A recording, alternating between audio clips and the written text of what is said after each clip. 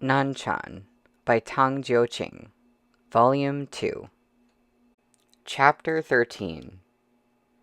Tang Ji went down the stairs and around the bookshelf. Seeing the attendant at the foot of the stairs, he raised his arms and let the man dress him. Then he walked through the flower garden towards the front hall. Meanwhile, the tenderness on his face was replaced with a composed demeanor. When did His Excellency Liu arrive? An hour ago, sir. The attendant kept up with his pace. Your father invited him into the hall when he was notified of his arrival.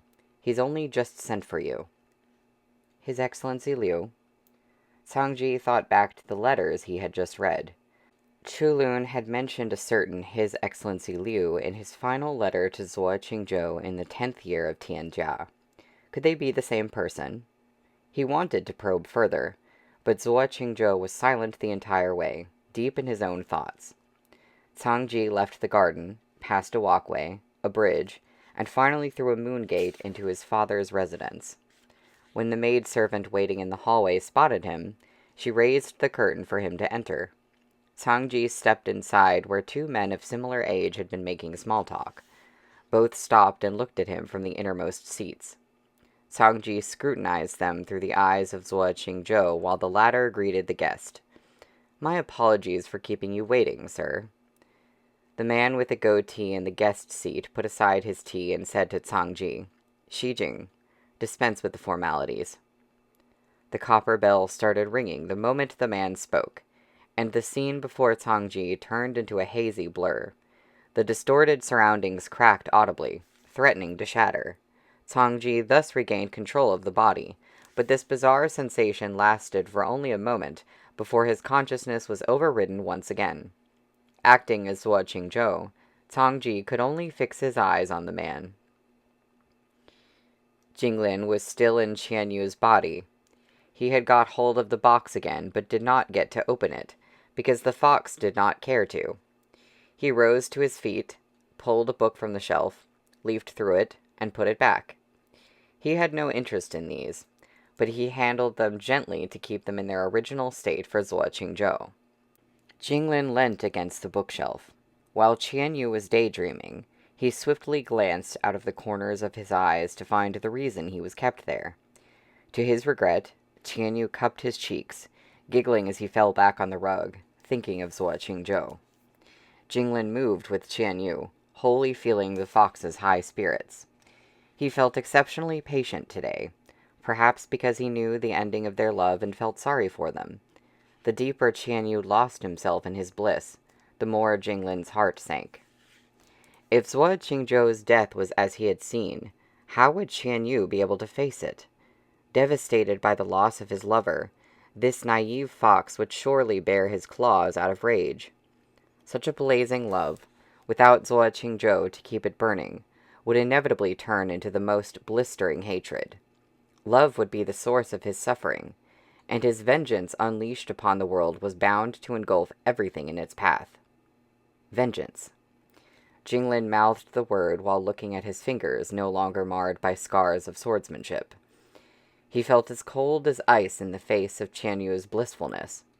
Whatever warmth Tang Ji had given him was gone. The fox had fallen asleep, but Jinglin was still wide awake in the dark.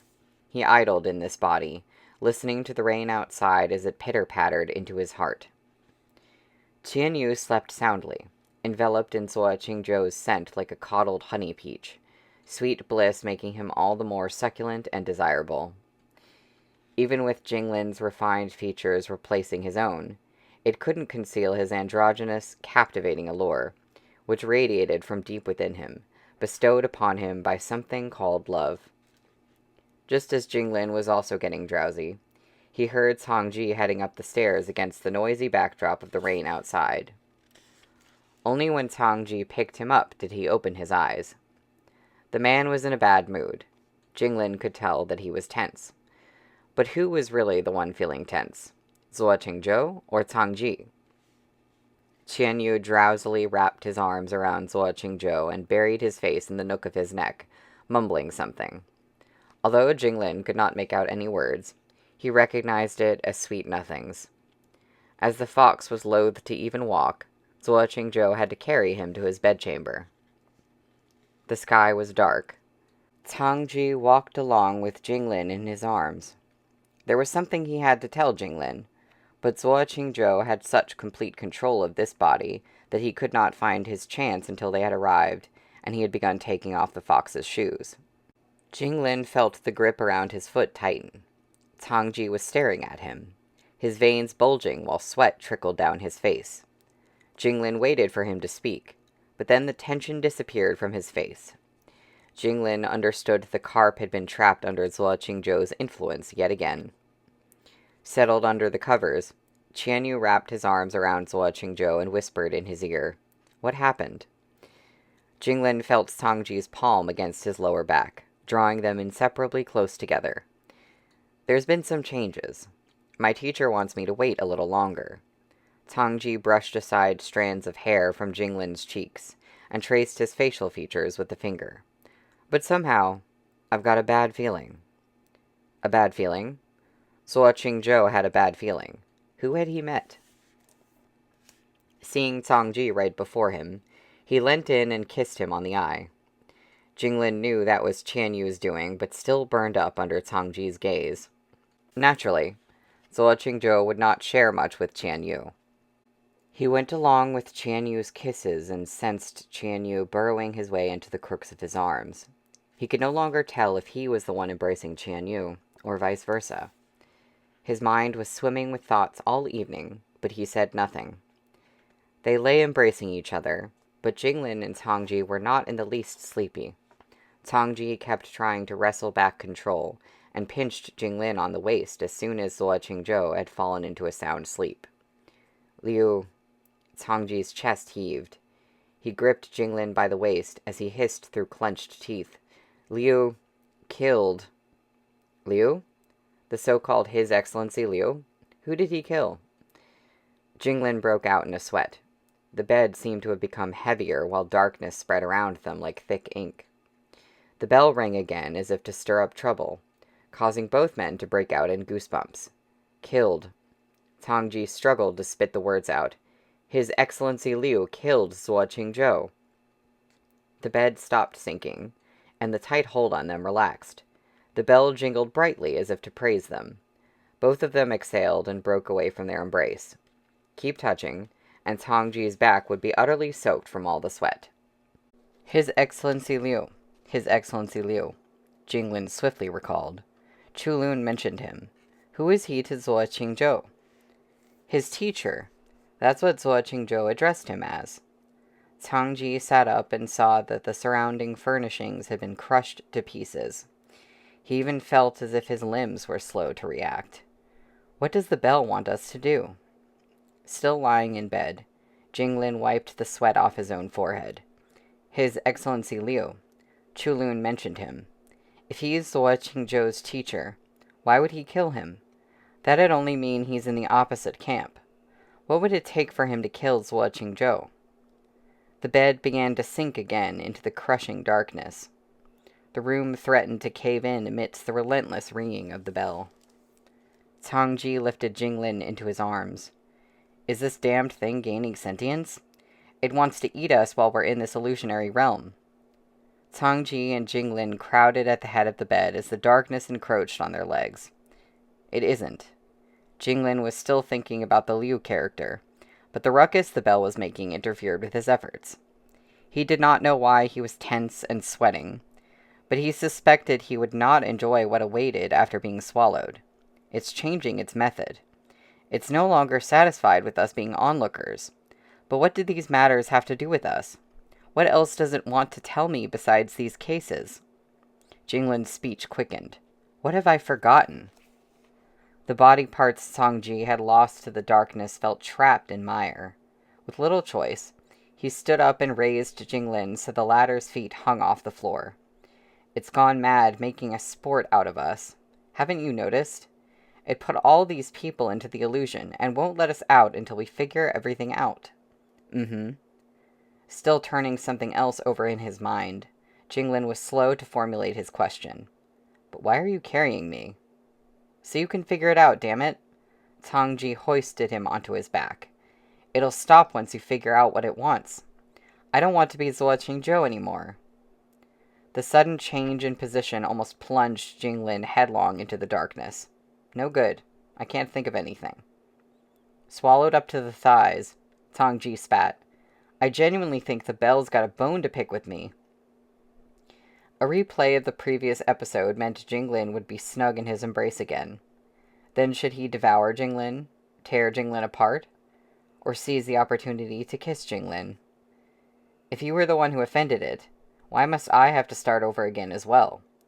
Jinglin tried to lift his fingers that had dipped into the darkness, which resembled wet sediment. Exactly what, said Tang Ji, his voice becoming muffled, answer does it want? No idea. Jinglin sank into the darkness with Tang Ji still carrying him over his shoulder.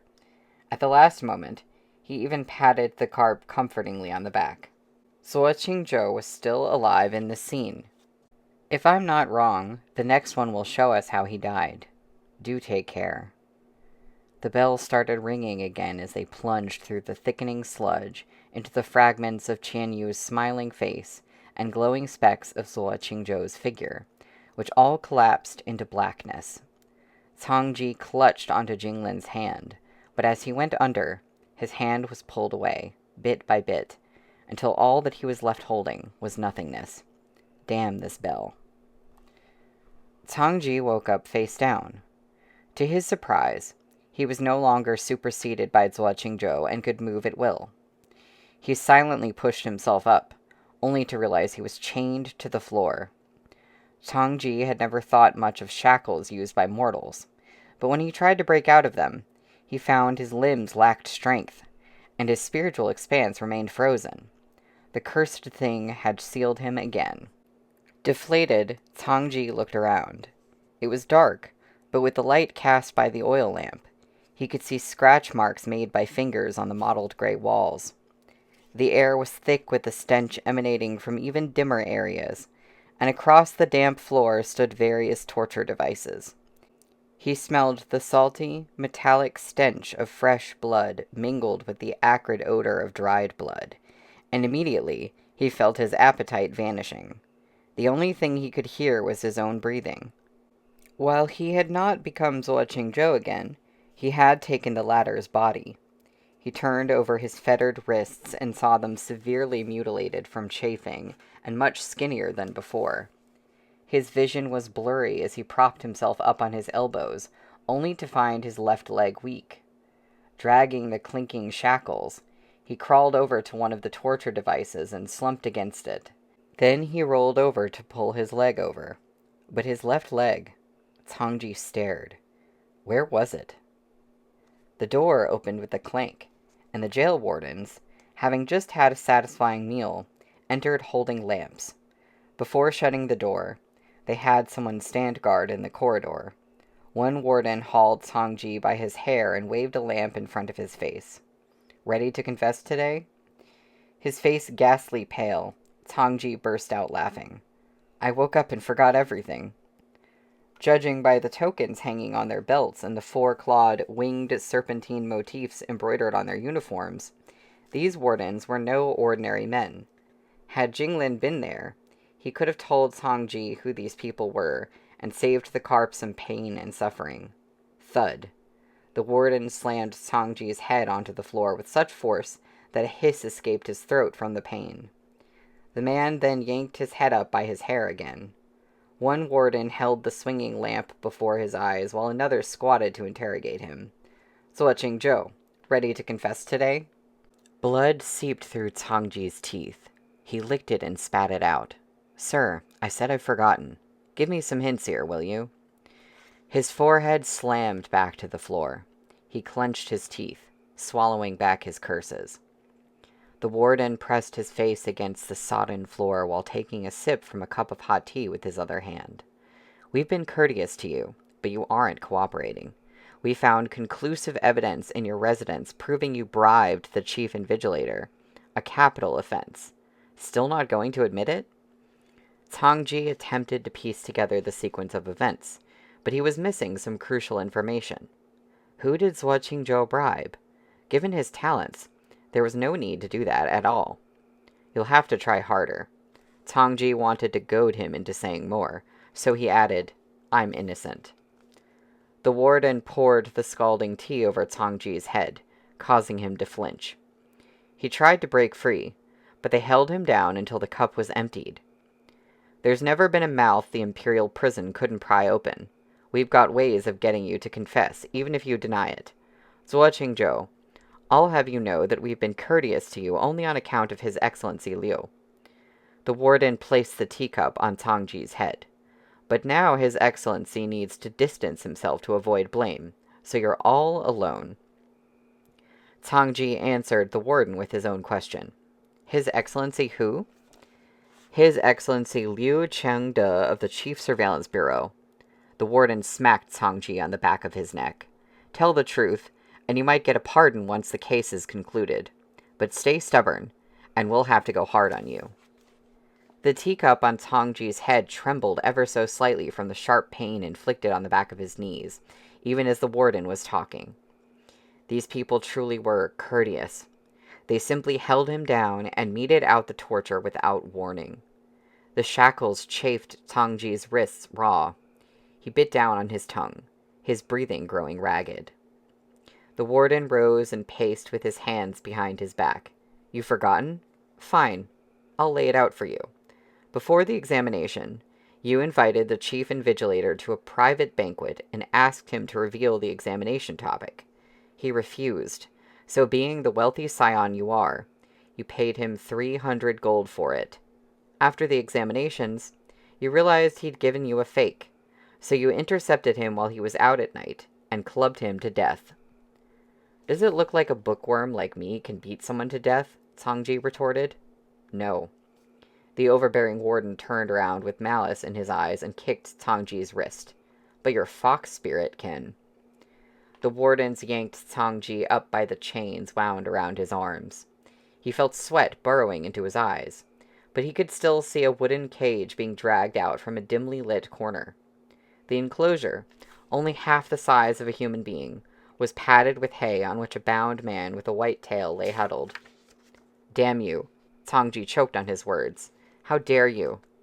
Curse this bloody bell. He'd never do this to Jinglin, much less allow someone else to. Ears drooping, Jinglin was burning up so much that both his cheeks flushed red.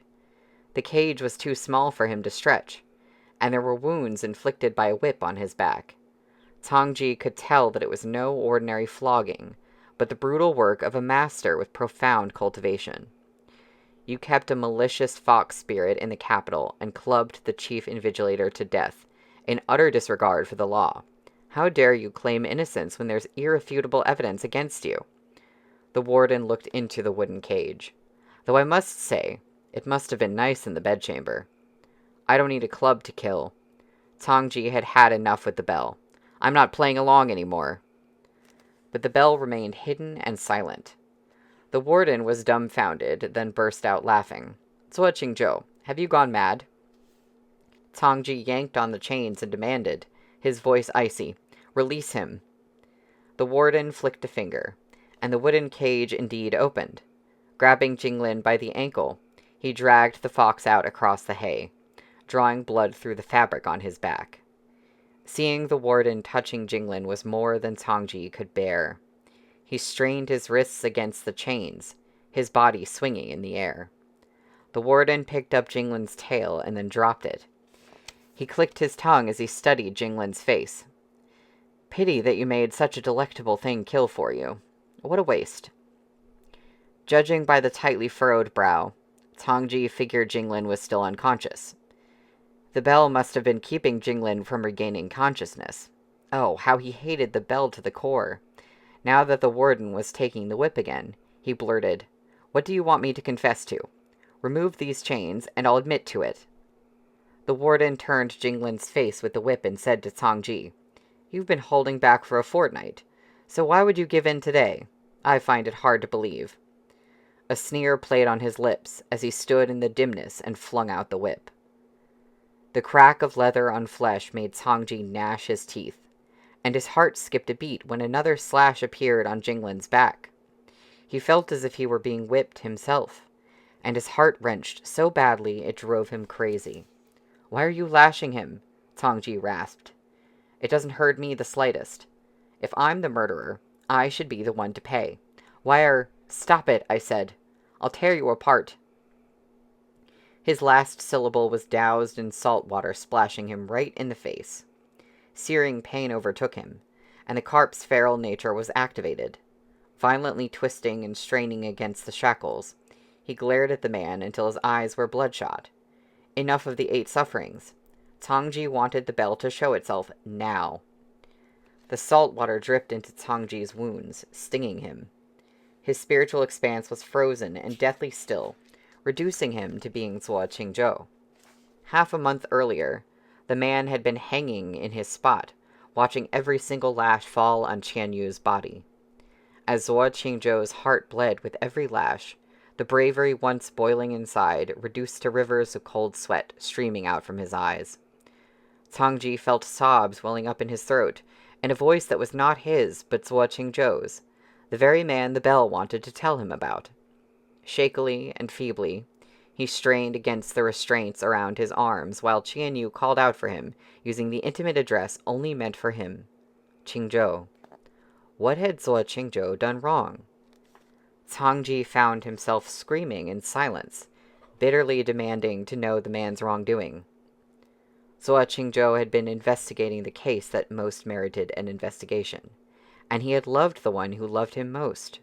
What sin had he committed to suffer such a death? If monk Zui Shan spoke of the laws of the world, then what was all this supposed to be? Deities were stationed all over, yet they had permitted these ordeals to happen again and again, and allowed men like Zuo Qingzhou to pay with their lives. Tang Ji's chest heaved. His original form slowly turned in his frozen spiritual expanse, and the carp who had grown horns slapped its tail. Wisps of spiritual energy stirred, and the spiritual expanse that the bell had suppressed instantly broke out in turbulent waves. His body expanded, transforming back into Tang Ji. His expanding spiritual expanse made the bell ring and swing wildly in pain, no longer able to sustain the scene. The scene shattered, as did his shackles. Jinglin snapped his eyes open and felt the stabbing pain in his back. His limbs were bound under a ring of spiritual energy that weakened his body. There was not supposed to be wind here, but he felt a breeze brushing against his face, cleansing the fox's silver hair back into his original black. Cracks appeared on the warden's prison and the bell. The warden was still lashing out with the whip, sneering. As the scene became distorted and inverted, Qian Yu's spilt blood flowed in reverse, trickling past Zuo Qingzhou's tightly clasped fingers and then all over his face. Hanging in the darkness, drenched in Qian Yu's blood, Zuo Qingzhou mumbled to himself like a man gone mad. "I plead guilty." He stared into the darkness and swallowed the blood in his mouth. "I plead guilty. I failed to cheat through bribery and clubbed the chief invigilator to death in an alley on the south side of the capital. I deserve to be executed by the books." The clattering of his teeth, along with his voice, spoke of his despair. "I plead guilty. Just stop hitting him. Stop hitting him." Blood soaked his body and dripped from his remaining toe. He had been hung for so long that salt had crusted on his wounds, and he could hardly enunciate. He seemed to have reached the end of his life, yet he was not granted release. Zuo Qingzhou's chapped lips quivered. "I plead guilty." Qian Yu's cries reverberated through the illusion. The fox bit down on the chains, but he could not help him down. Zuo Qingzhou turned his gaze to the fox, and tears welled from his dry eyes. His lips parted, his tone anxious. Mouth torn and bloodied, Qian Yu tugged at the chain around Zuo Qingzhou's wrists. The man was now lying flat, the shackles so tight around his wrists that the bones jutted out. An unkempt sight amongst abandoned corpses and desolate rocks, he did not look at all like his gentlemanly Qingzhou. The man's blood in his mouth, Qian Yu dragged him out of the pit, leaving a long trail of blood behind. Zuo Qingzhou's breathing was weak, and his vision dark. He could not see where Qian Yu was, but his chipped fingers felt silky soft fur as the fox nuzzled against them, so soft it was like an ephemeral cloud destined to linger by his side for but a few summers. His consciousness now fading away, Zuo Qingzhou summoned whatever strength remained in his tongue and called desperately, "Qian Yu, my love." The fox nuzzled against his palm. Zuo Qingzhou tilted his head up and felt warmth against his brow, and wet hands cradling his cheeks. Qian Yu dropped a kiss on the eye of the man lying in his lap. "Go," Zuo Qingzhou sighed. Choking on sobs, Qian Yu shook his head and embraced the man tightly. "Where am I supposed to go? I'm not leaving you." Zuo Qingzhou gently laid a finger on his wrist to urge him away. "Go." Qian Yu glued himself to the man's cheek, stubbornly and helplessly shaking his head. "I'm staying with you, in this life, and in every one to follow. I'm not going anywhere." Zuo Qingzhou's lips quivered, his voice hoarse and broken as he let out a sigh. Qian Yu's tears slid onto his cheeks. The man had breathed his last, but the fox feigned ignorance. He limped as he dragged Zuo Qingzhou by the torso onwards, mumbling, "I know the way to the underworld. I won't be long. Wait for me, Qingzhou. I'll break my tail off now. We shall be one in life and death, never to part. Qingzhou, my love, you are the only one. No one can take you away from me." Wu Ying's abrupt bellow ripped through the illusory scene. Jinglin saw Qian Yu picking up Zuo Qingzhou in his mouth, but before the scene could continue, he heard the urgent ringing of the bell. Tangji landed beside him. This illusion shattered. Tangji ran his palm over Jinglin's back and saw that he was safe and sound. Then he turned his face towards himself and shouted among the fragments of light, "Did they whip you silly? Jinglin, does it hurt?" Jinglin touched Tangji's cheek with the back of his hand, and the latter's warmth returned him to his senses. Tangji grabbed Jinglin's hand. "Hey, we've got it wrong." Jinglin looked at the disintegrating light as Zuo Qingzhou's face dispersed. "Qian Yu isn't the subject of this suffering, but Zuo Qingzhou. He was unable to let go." The illusion rained on them in slivers of light and melted away into the night. Still holding Jinglin's hand, Tangji surveyed his surroundings to find them back in the capital again. It all seemed to have been a dream as they stood holding hands with each other amidst the sea of people and lights.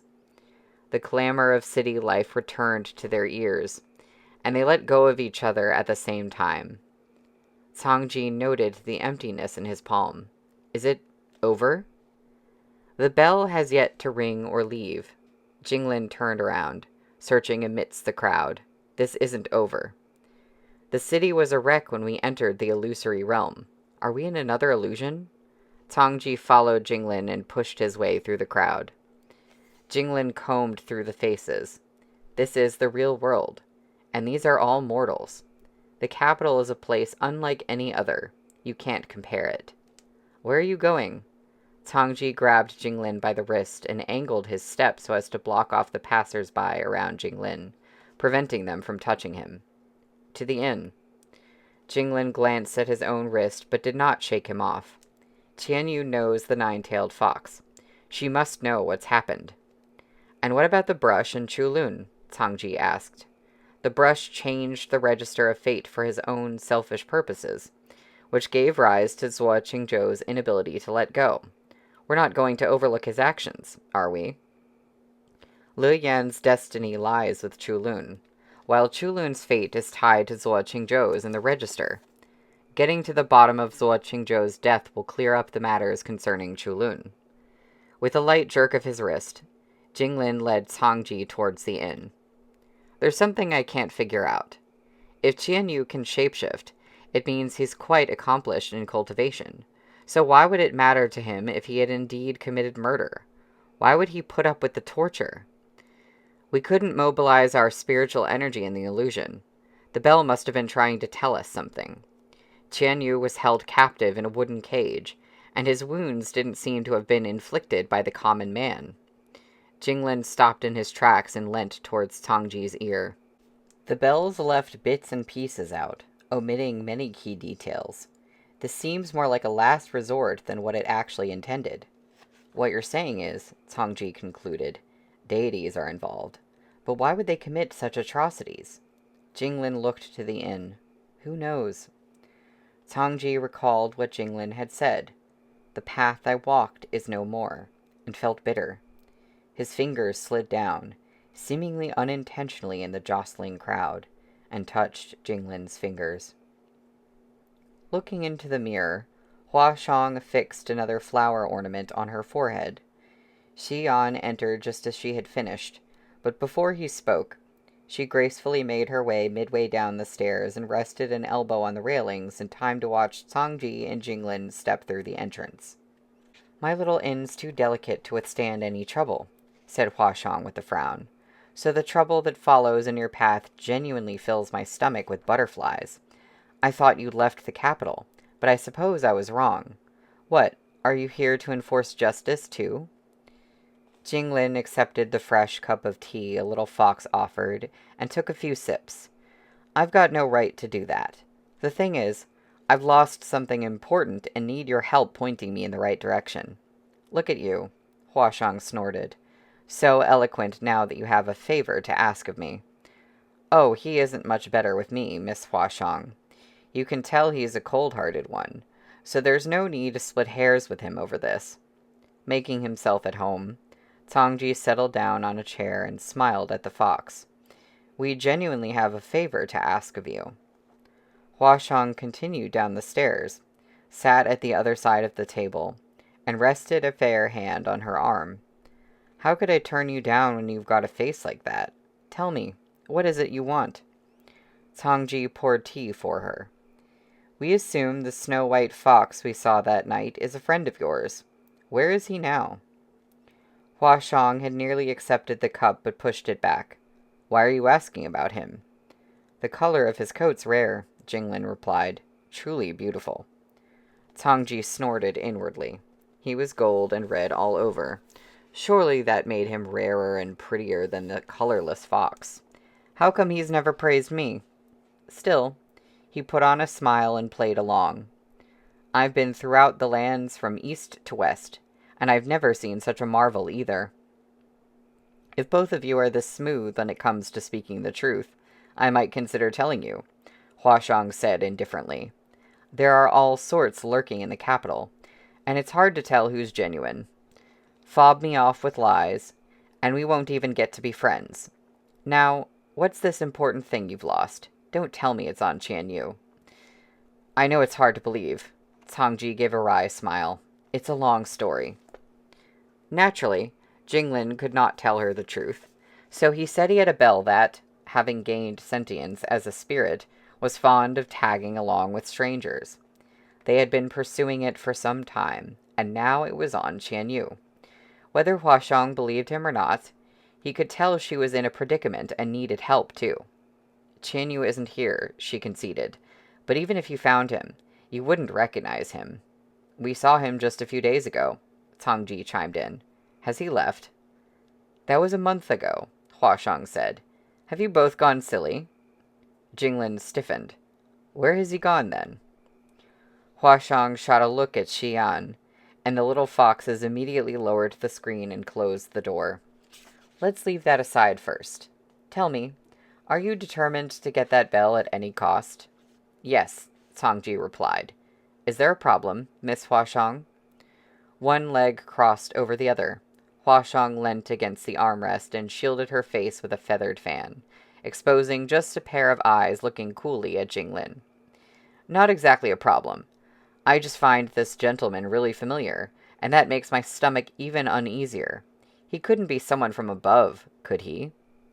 Jinglin's thin lips spread in a smile, and his seductive eyes raised slightly in imitation of Dongjun's demeanor. Look at how empty my spiritual expanse is. How could I be an immortal? Hua Shang scrutinized him. You resemble Dongjun in some ways, but not in others. Of all the people to impersonate, you had to pick the hardest one to imitate. Your spiritual expanse isn't empty. It's yet to heal from a fatal injury. Like a fine jar with a crack, it can only leak, but not retain spiritual energy. Heaven counts no one like me among its ranks, Jinglin said. Just look at this fat fish. He's clearly a spirit. We're all friends here.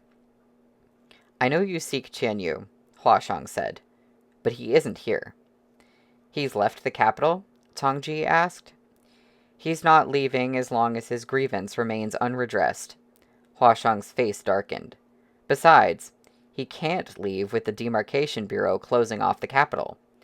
Wu Ying's taking advantage of the fact he hasn't been anointed as a deity to roam the capital as he wishes, precisely to track down Qianyu. Qianyu's in the capital. Jinglin's expression changed. Is he seeking vengeance? Mortals kill his beloved and then expect the protection of deities and get away scot-free? You bet he's seeking revenge. Of all times, the Bureau just has to close off the capital now, Tang Ji remarked. One would be stupid to believe this has happened without their implicit permission. There is still much I don't understand, Miss Huashang, and I hope you could enlighten me, Jinglin said. What laws has Qianyu broken to warrant the Bureau's blockade of the capital? Qianyu lay with a mortal man, but the man died under suspicious circumstances. Wu Ying, for some reason, was convinced that Qianyu was the cause of his death, Huashang scoffed. I don't get it. Wu Ying's always been astute, so why has he become a gullible fool now and is content being used as a pawn? If he hadn't turned into a fool overnight, then the mastermind moving the pieces must be someone he could not say no to. Can a mere fox spirit, Tang Ji asked, casting a questioning gaze at Jinglin, draw the attention of such a character? Jinglin lowered his eyes and said nothing. You may not be aware, Huashang began, but the capital is close to Xijiang, and the lands surrounding Xijiang are all under the charge of a boundary keeper. 500 years ago, the guardian of this land, Shaoluan, was a deity serving under the command of Lord Linsong. Strict and impartial, Shaoluan never allowed spirits to create trouble or deities to act with impunity. But later, all those under Lord Linsong, except for Fu Li, the five-colored bird, were implicated in his downfall and consigned to the cycle of reincarnation. A replacement was required for the vacant post, and Wu Ying just so happened to be recommended. That's how he got to be stationed here even before he's been conferred the title of deity. My guess is that he's got connections up there, and the orders to capture Qianyu also come from there. Just Qianyu? Tang Ji asked. No mention of a brush spirit named Lu Yan? Only Qianyu. Huashang looked displeased. There's something amiss here. It's not just some coincidence. Of course, it was no coincidence. The two had followed the bell here and run into the Demarcation Bureau, and now even the Court of Immortality was involved.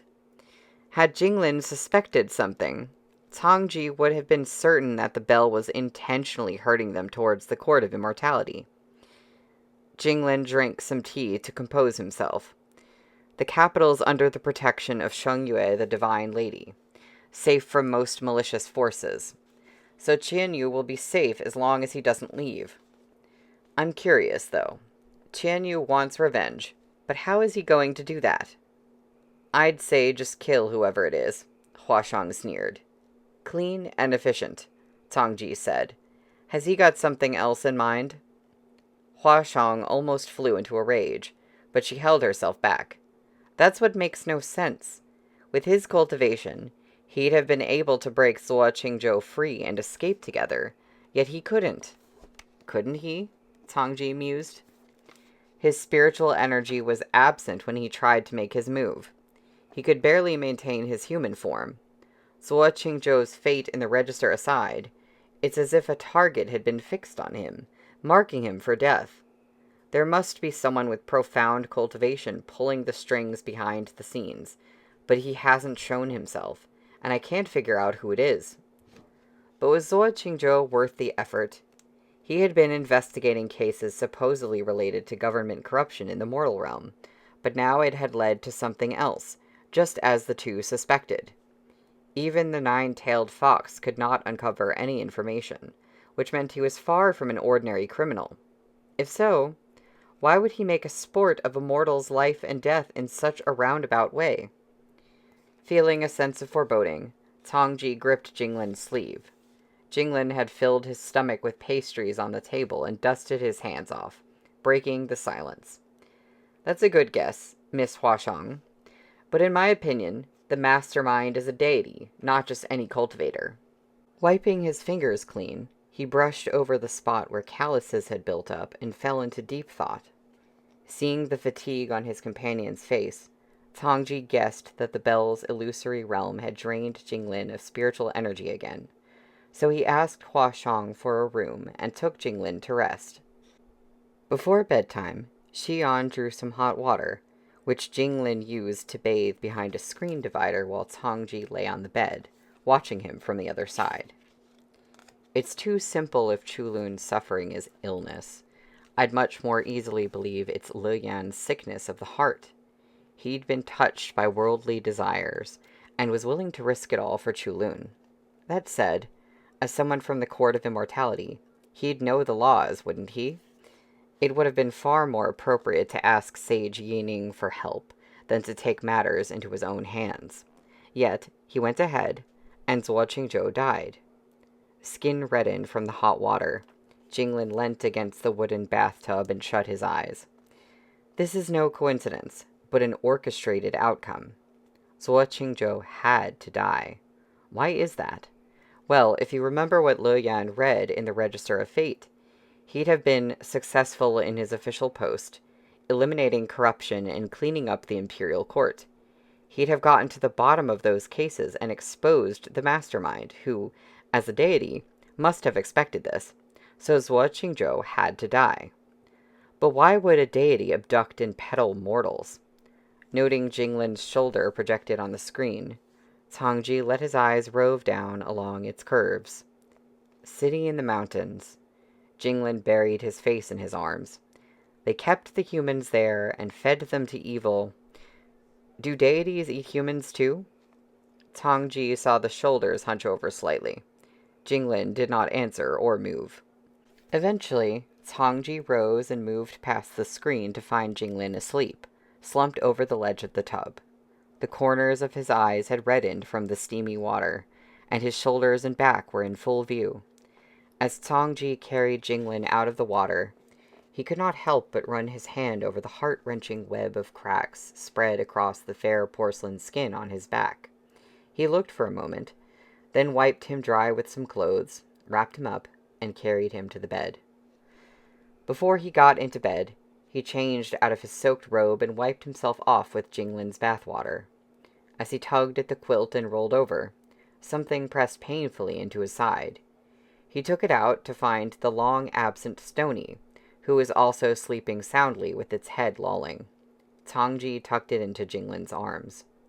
Noting how similar they looked asleep, the carp could not help but pinch Jinglin's nose, which made the latter part his mouth to get air, revealing a glimpse of his tongue between teeth and lips. Tang Ji swept Jinglin and Stony into his arms, and tightened his embrace as he nuzzled against Jinglin's hair. Jinglin suspected a deity to be behind this matter, but Tang Ji reckoned the target had been Jinglin all along. After he had become Zuo Qingzhou in the illusory realm, something somewhere within him had somehow changed. Completely still in the carp's embrace, Jinglin was looking through slitted eyes. Jinglin had not been sleeping much due to the unresolved case. The two were up and in the town before dawn, with Xian leading the way with a lantern. They went down a lane and stopped before a crossroads. Qianyu went this way. The little fox scratched his ear. "We haven't seen him since." "I can still get the smell of books here." Tang Ji sniffed the cool morning breeze. He still had Zuo Qingzhou's writings on him. Qianyu said they're all important, so he took them with him. Xian wore a troubled look. Wu Ying now stands guard outside the city, while evil men roam within. Qianyu can't use his powers and skills, but he believes Mr. Zuo has been wronged and insists on clearing his name before he ends it all. "He's done nothing wrong. Why must he end himself?" Tang Jiu wondered. If the city is under blockade, we'll raise hell inside. The more they try to cover this up, the more I want to unearth the truth. I agree, but Qian Yu's tail is broken. He doesn't have long to live. Xian extinguished the lantern and flicked off the dew on his tail. The one who framed Mr. Zuo is a man named Liu Chengde. Find him, and perhaps you can find Qian Yu too. There was little else the little fox could do after sharing what he knew, so he bowed. Miss Huashang's not in a position to intervene, for fear of attracting the unwanted attention of the monks Wei Shan and the likes from the Court of Immortality, so we can only pray that you find Qian Yu and bring him back to the inn. She's willing to give up one of her 9 tails to help him wake up and forget past affinities. She wants him to forget Zuo Qingzhou? Tang Ji felt a heavy weight on his chest. Qian Yu wants to be with him. I know she's got his best interests at heart, but she shouldn't make him forget his past affinities. I understand. Xian heaved a long sigh like a child wise beyond his years. But how else would he be able to live on if he doesn't forget? He doesn't want to live without Mr. Zuo. If you make him forget, Tang Ji said, you might as well kill him. Xian did not grasp the significance behind Tang Ji's utterance. The little fox naively wondered if there was anything more precious than life itself. He tugged at his ears and bowed to them again before turning back. Tang Ji noticed Jinglin's hair was damp from the morning mist. Cold? Jinglin looked back at him. No.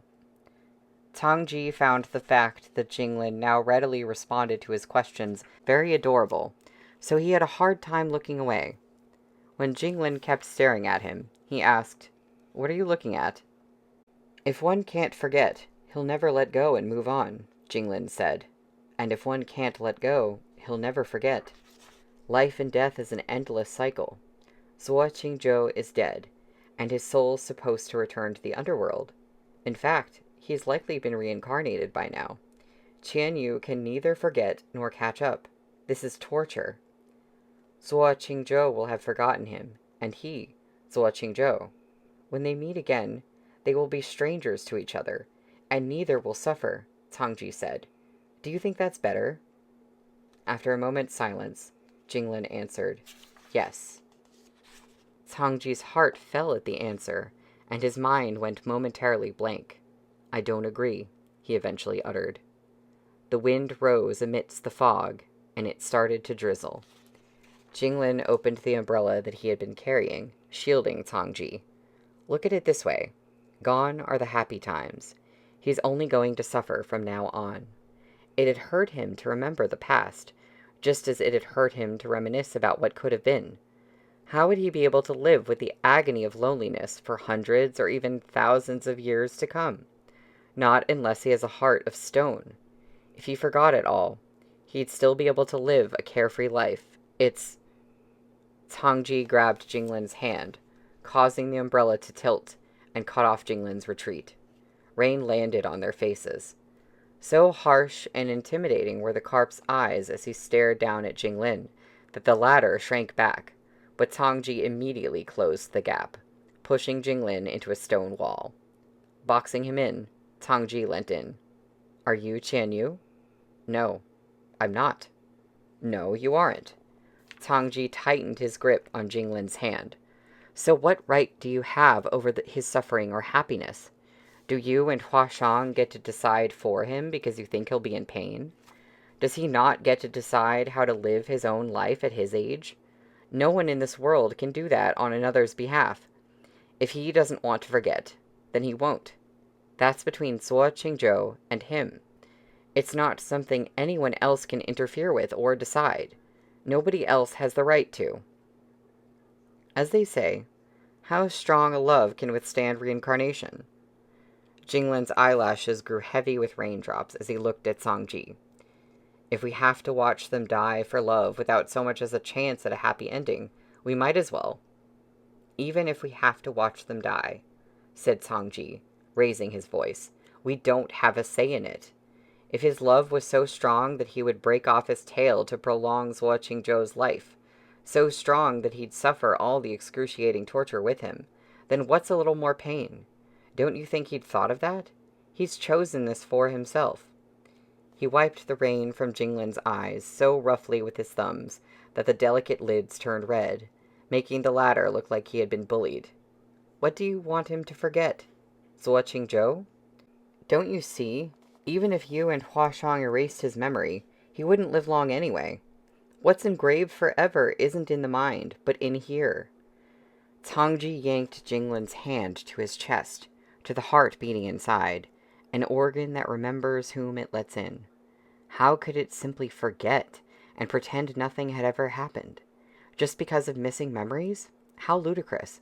How was that possible? How could that be? How could Tangji accept that? The heat from the organ came to life under Jinglin's palm and made its way to his own chest with each rhythmic beating. His fingers trembled.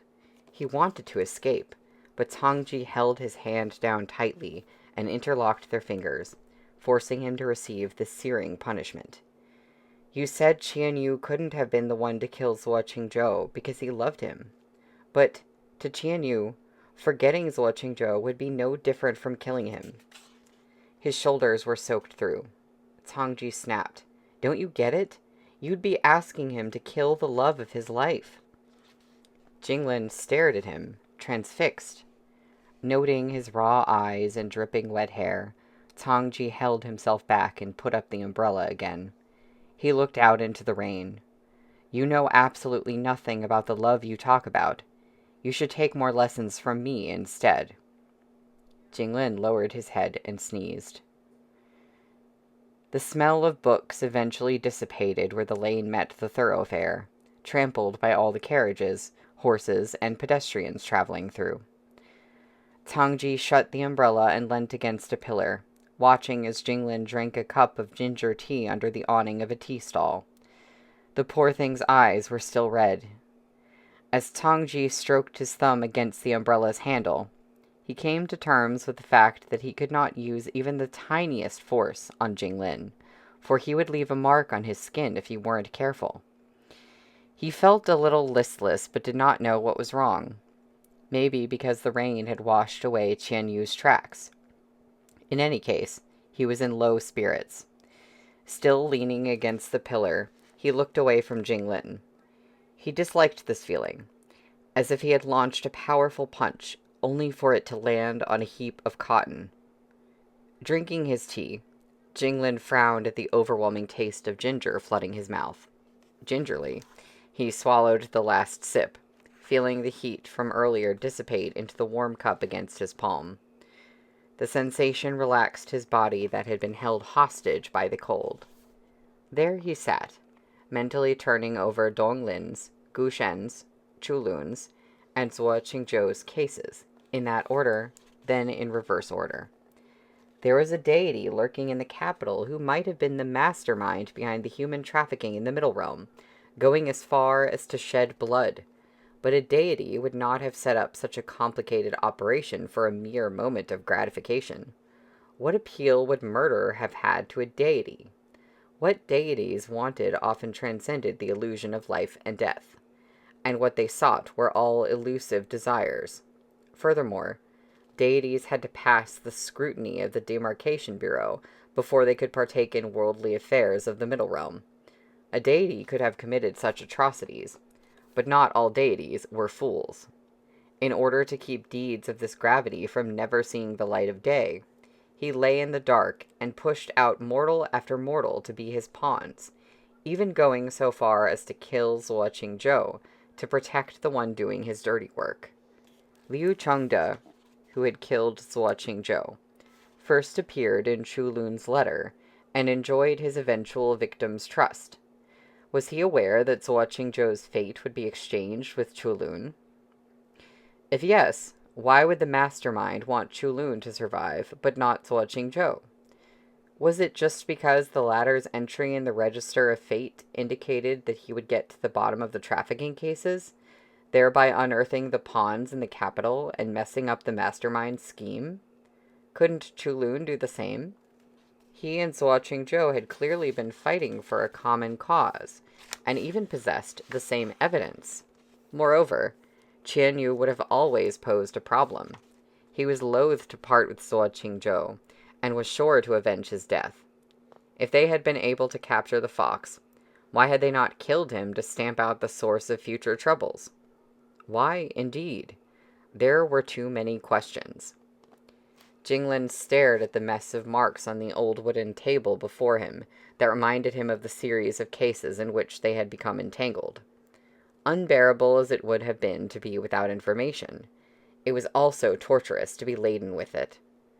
The clues were so obvious, it was as if they had been deliberately laid out to lure him in, one step at a time, hemming him in even as he was relentlessly unraveling each thread. As Jinglin set down his teacup, he saw out of the corner of his eye an uncouth dog spirit sniffing Tangji's back. He threw a frosty glare over, but the repulsive dog seemed oblivious and kept sniffing. Tangji grabbed the dog and dropped him in front of himself. He didn't want to waste another word. Scram. Instead, the dog kept sniffing him. "Sorry, my friend. You got the smell of books on you, and it's just so good." "What?" Tangji snorted. "You want a bite too?" The dog tucked his tail between his legs in a display of submissiveness and said something to Tangji. The carp's expression relaxed. He glanced at Jinglin before turning aside and replying to the dog. Though unable to hear a word, Jinglin simply refilled his teacup, unperturbed in his seat. Before long, Stony felt its way out of Jinglin's sleeve and ran past human feet and stool legs. As it came up behind Tangji's foot, it poked its head out just in time to hear the dog quietly saying, "Yeah," and "exactly." Trying to get closer, it stood on tiptoes. Without even looking, Tangji reached down and held Stony up, leaving the figure dangling between his fingers. Here to eavesdrop for him? Stony shook its head, its legs swinging. The dog's nose twitched. "Oh, what do we have here? My friend, whose dub—" A chill ran down his back, and he turned to see a stone-faced gentleman glaring askance at him. He said, shivering, Then it settled." What settled? Unable to make heads or tails out of the snippet he had caught, Stony watched in puzzlement as the dog left. Tangji put the figure into his sleeve. "Let's go. Time to pick on Jinglin." Jinglin looked on as Tangji tossed down a few silver pieces and plopped down on a stool. "I've got an idea where Qian Yu may be," Tangji said, bumping his leg into Jinglin's. "But this news doesn't come free. Promise me one thing, and I'll lead you there. The spirits in the town have been corrupted by the human ways, and they're now even more mercenary than the humans themselves. The news you bought with gold is naturally available to anyone else who can afford it." Tangji tutted. "Let's see you conjure up the money, then." Jinglin picked up the silver pieces. "It's fine if you won't tell me. We can work separately." "Working separately is out of discussion," Tangji said. "Though, I can just wipe my hands of all this. To hell with the bell and its 8 sufferings. And who's there to stop me if I want to take you with me? You don't want the bell anymore? It wasn't mine to begin with." Tangji kicked away a nearby stool someone was about to sit on. "I didn't understand when I first left the mountain, but now it all seems so silly. Let it go if it wants to. In any case, it can't run far with you by my side." Jinglin realized he had little choice. "What do you want me to promise you?" Tangji looked at him. "Promise me you won't make Qian Yu forget his past when we find him." "I'm neither his friend nor his kin. My words mean nothing." "No." Darkness brewed deep in Tangji's eyes. "I just want you to promise me you won't make him forget Zuo Qingzhou." Jinglin released his grip, and the silver pieces tumbled back onto the table. "What exactly do you want me to promise you? That I won't make Qian Yu forget Zuo Qingzhou? Or I won't ever forget you?" The silver rolled off the table and hit the floor bouncing. Jinglin turned to look Tangji in the eyes. "You are very persistent regarding this matter." Although his intentions had been exposed, Tangji remained untroubled. "Promise me, then." Beyond the awning, The raindrops kicking up dust and the travelers galloping past on horseback became the background of the two men at this table. "When I die," Jinglin said, "my soul will cease to exist, and this will all be a moot point." "I just want you to say it," Tangji insisted. "I don't care about anything else. And if I can't keep the promise, then you'll have lied to me." Tangji stared at him. "And if you lie to me, Jinglin, you could turn to ash, but I'll still piece you back together to make you pay it all back to me in full." It reminded Jinglin of something he might have heard. "That's what you owe me." Chapter 14. Jinglin felt a rock dropping into his heart, stirring up a wave so tumultuous it threw his thoughts into disarray. His stomach fluttered with fear. Spoken like a practiced usurer. Tangji was befuddled. "But I haven't even started collecting yet." Jinglin gathered the silver pieces. "I'm not going to interfere with whatever Qianyu wants to do." "Hey," Tangji sat up. "That's not what we agreed upon." "That's all I heard." Jinglin rose to his feet. "Let's go." Tangji caught up to him with a stride, and both walked out. Under the awning, Tangji opened the umbrella and sighed. "I just knew you'd be cunning." "But not as cunning as you." As they stepped into the rain, shoulder to shoulder, Tangji spoke. "There's a brothel 3 streets away where I caught the smell of books. Qianyu's most likely there." "He's trying to get close to Liu Chengde," Jinglin said, "but he can't reveal his true form nor make his intention known. If Qianyu has got his hands on Zuo Qingzhou's correspondences, he must know Chulun used to speak highly of His Excellency Liu. If he wanted to know more about Liu Chengde, he'd only have to ask Chulun, no?" "Yes," Jinglin concurred.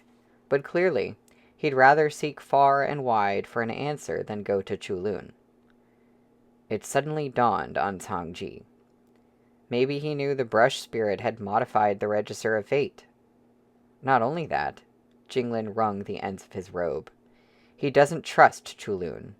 He might have learnt something that made him see Chulun as an enemy. "Wait, let me sort this through," Tangji said. In his letter sent in the 10th year of Tianjia, Chulun recommended Liu Chengde to Zuo Qingzhou, telling him to consider this person because there was no way the two of them could have furthered the investigations for these cases. They knew having someone on the inside of the imperial court would make things easier. So Zuo Qingzhou became Liu Chengde's student and used their relationship to involve him in their investigation. But the situation took a critical turn for some reason, and Zuo Qingzhou and Chulun had to break off communications. Yet Liu Chengde could still access Zuo Qingzhou's residence as usual. Why would Zuo Qingzhou put his trust in Liu Chengde? Liu Chengde probably gave him some otherwise inaccessible information, Jinglin said. The best way to win someone's trust is to prove that you're on his side. Imagine, he couldn't openly investigate, and news from the provinces was blocked from reaching the capital thanks to someone's special efforts. In using his standing in the Chief Surveillance Bureau to provide information otherwise unavailable to Zuo Qingzhou, Liu Chengde made it clear that he'd risk his life if it meant furthering the investigation. There was also Chulun who vouched for him, so it comes as no surprise that Zuo Qingzhou trusted him. Could Chulun really be working for the other side? Tangji mused. There must be a reason why the brush spirit wouldn't tell the truth about Chulun's actual cause of death in the register. He doesn't seem to be. As Sage Yining's brush, Lei Yan wouldn't willingly conspire with the corrupted. I'd like to think he fancied Chulun because the man had integrity, but Chulun is also the source of many suspicious details surrounding Zuo Qingzhou's death. Just the fact that he held Liu Chengde in such high esteem confounds me. So what you're saying is, Tangji said, Chulun shouldn't have recommended him? Though it is suspicious that a commoner like him from Dongxiang knew Liu Chengde, a high-ranking official in the capital. Jinglin stepped over a puddle. Now, your ignorance of the human world is showing. Liu Chengde is the Vice Censor-in-Chief of the Chief Surveillance Bureau, an official of the 3rd rank. He's got the opportunity to go on inspection tours in the provinces, and the responsibility to supervise the officials in the capital. If he'd portrayed himself as an upright official, he would have been exactly what Zuo Qingzhou and Chulun sought. Then what is it that confounds you so? The timing, Jinglin frowned. Liu Chengde's appearance was too perfect to have been a coincidence. As they say, if it's too good to be true, it probably is. Didn't Chulun realize? If Chulun were working for the mastermind, Tang Ji said, then in doing so, he would have been taking advantage of the opportunity to send Zuo Qingzhou on his way. No, he wouldn't have failed the imperial examination twice then. If we assume the mastermind's in a position of power, it would have been a breeze to get Chulun a place in the top ranks. What a mess. Tangji felt baffled. Why is it that the more we investigate, the more dead ends we get? They were now 3 streets over. Jinglin held a palm out and noted that the rain was thinning. But I'm now sure of one thing. What's that? Liu Chengde is a censor of the 3rd rank. If you think about it, few in the capital can command and manipulate him. Jinglin lowered his fingers and let the raindrops slide off. Speaking of which, I remember I looked into cases like this. How long ago was that? Tangji stopped in his tracks and looked at Jinglin's side profile. 500 years ago. Perhaps even earlier. Lord Linsong not only slayed evil, but cracked cases, too? Tangji's interest was piqued. Jinglin looked up at the sky. The reach of that case was so wide that everyone I know was involved. Were you? Jinglin drew his fingers back into his sleeves. I'm not significant. Tangji sensed something interesting. He drew out his words in a questioning tone. So, did you eventually get to the bottom of it? Jinglin stepped out from the umbrella without answering. Still holding the umbrella, Tangji looked at him. For some reason, the carp was convinced the case he was talking about involved that supreme father of his. The sight of the fluid outline of Jinglin's shoulders and back reminded Tangji of the way the former had looked in his youth. The youngster in a white robe and a silver crown might still turn around and offer a slight smile, like a real person. When Jinglin did not hear footsteps behind him, he turned to look at Tangji. If you just smile at me, Tangji closed the umbrella, then you won't need to make any promises. I'll come to claim for myself what you owe me. The rain had ceased, and the sky cleared. Sunlight streamed through the clouds and cast a cloak over Jinglin's shoulders. He took a step back to avoid its intense heat, but Tangji draped an arm around his shoulders and led him forward. Let's go, Tangji said. I smell books. The scent was trapped within layers of fragrances that sent Tangji into a sneezing fit. He covered his nose and mouth with Jinglin's sleeve, his eyes red, overwhelmed by the smell of powder and rouge in the air. While Jinglin spoke with the procuress, Tangji stood behind him and terrified the woman with his frightening stare. When Jinglin made to head upstairs, the carp hurriedly tugged at his sleeve. Where are we going? Going up. Jinglin looked back at him. Many have been invited to the event tonight, and Liu Qingde might attend. Qian Yu is probably hiding among the courtesans to get close to him. Tangji pushed Jinglin against his own bosom and raised an arm to ward off the zealous wenches. Can you put on another face? Jinglin shot him a seductive look. Dongjun's face only inspires jealousy and not affection among women. Tangji was about to retort when someone pinched the small of his back, causing a shudder to run through him. He promptly herded Jinglin up the stairs, and they squeezed their way out of the throng of dolled-up wenches into a wave of pretty, delicate boys. As soon as Tangji had arrived on the first floor, He felt hands groping his back. "Oh, the muscles on this man," a boy said, giggling, which ruffled Tang Ji's feathers, or rather, scales, since he was not avian. He managed to wriggle his way into a partitioned area with Jinglin, and when a few boys tried to follow them in, he promptly drew the drapes to shut them out. How bizarre! Tang Ji poured himself tea to clear his throat. Why are the patrons of a brothel all so petite and dandy? Jinglin noted the hanging drapes on this floor surrounding the space in the center, where an ornate stage half the height of a man stood. Obviously, the brothel had something significant planned for that evening.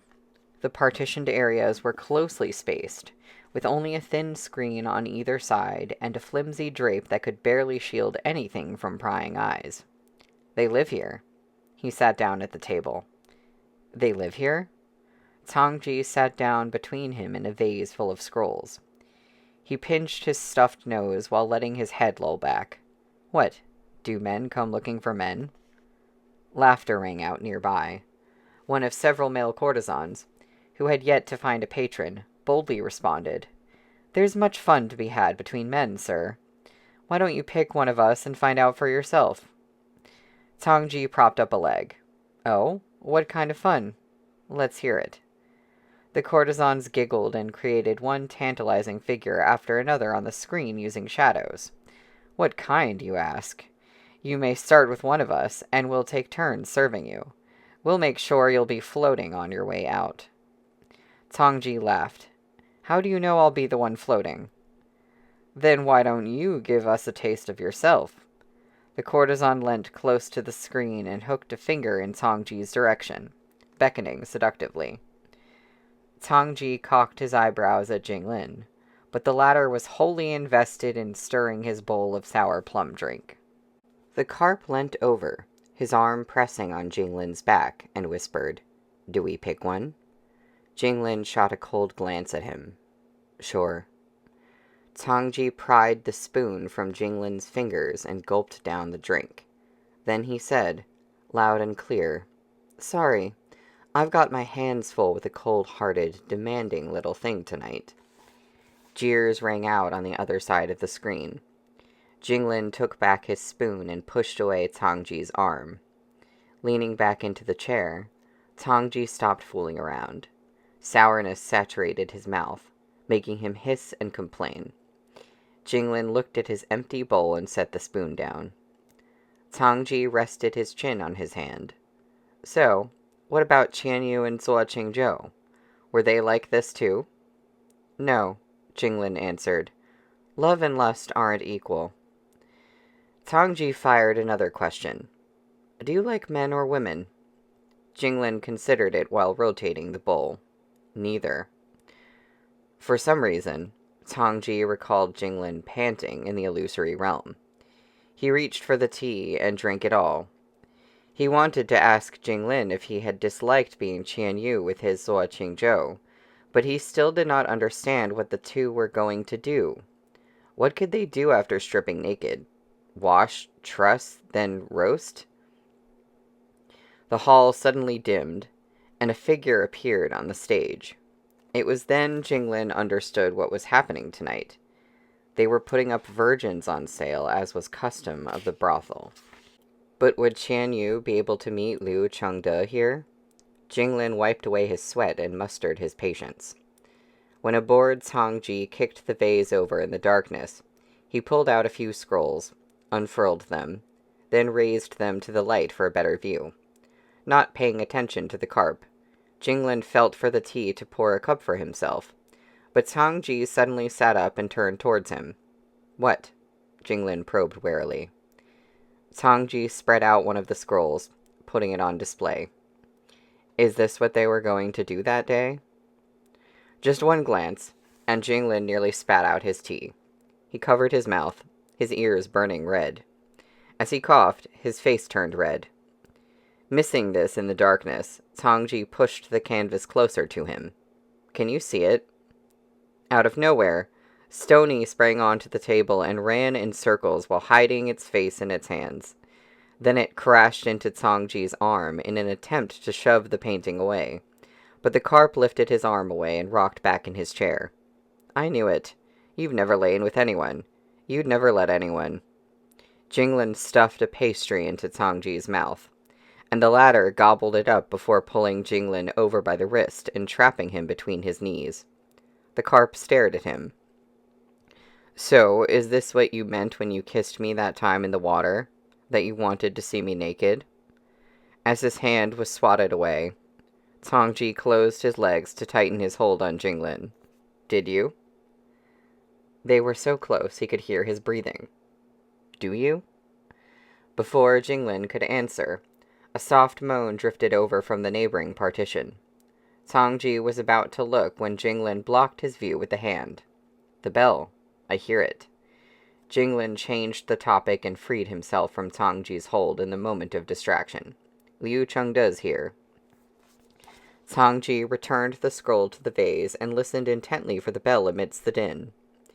It didn't help that the erotic sounds in the neighboring partition intensified, the hot and wet sensation tickling his ears like little spikes.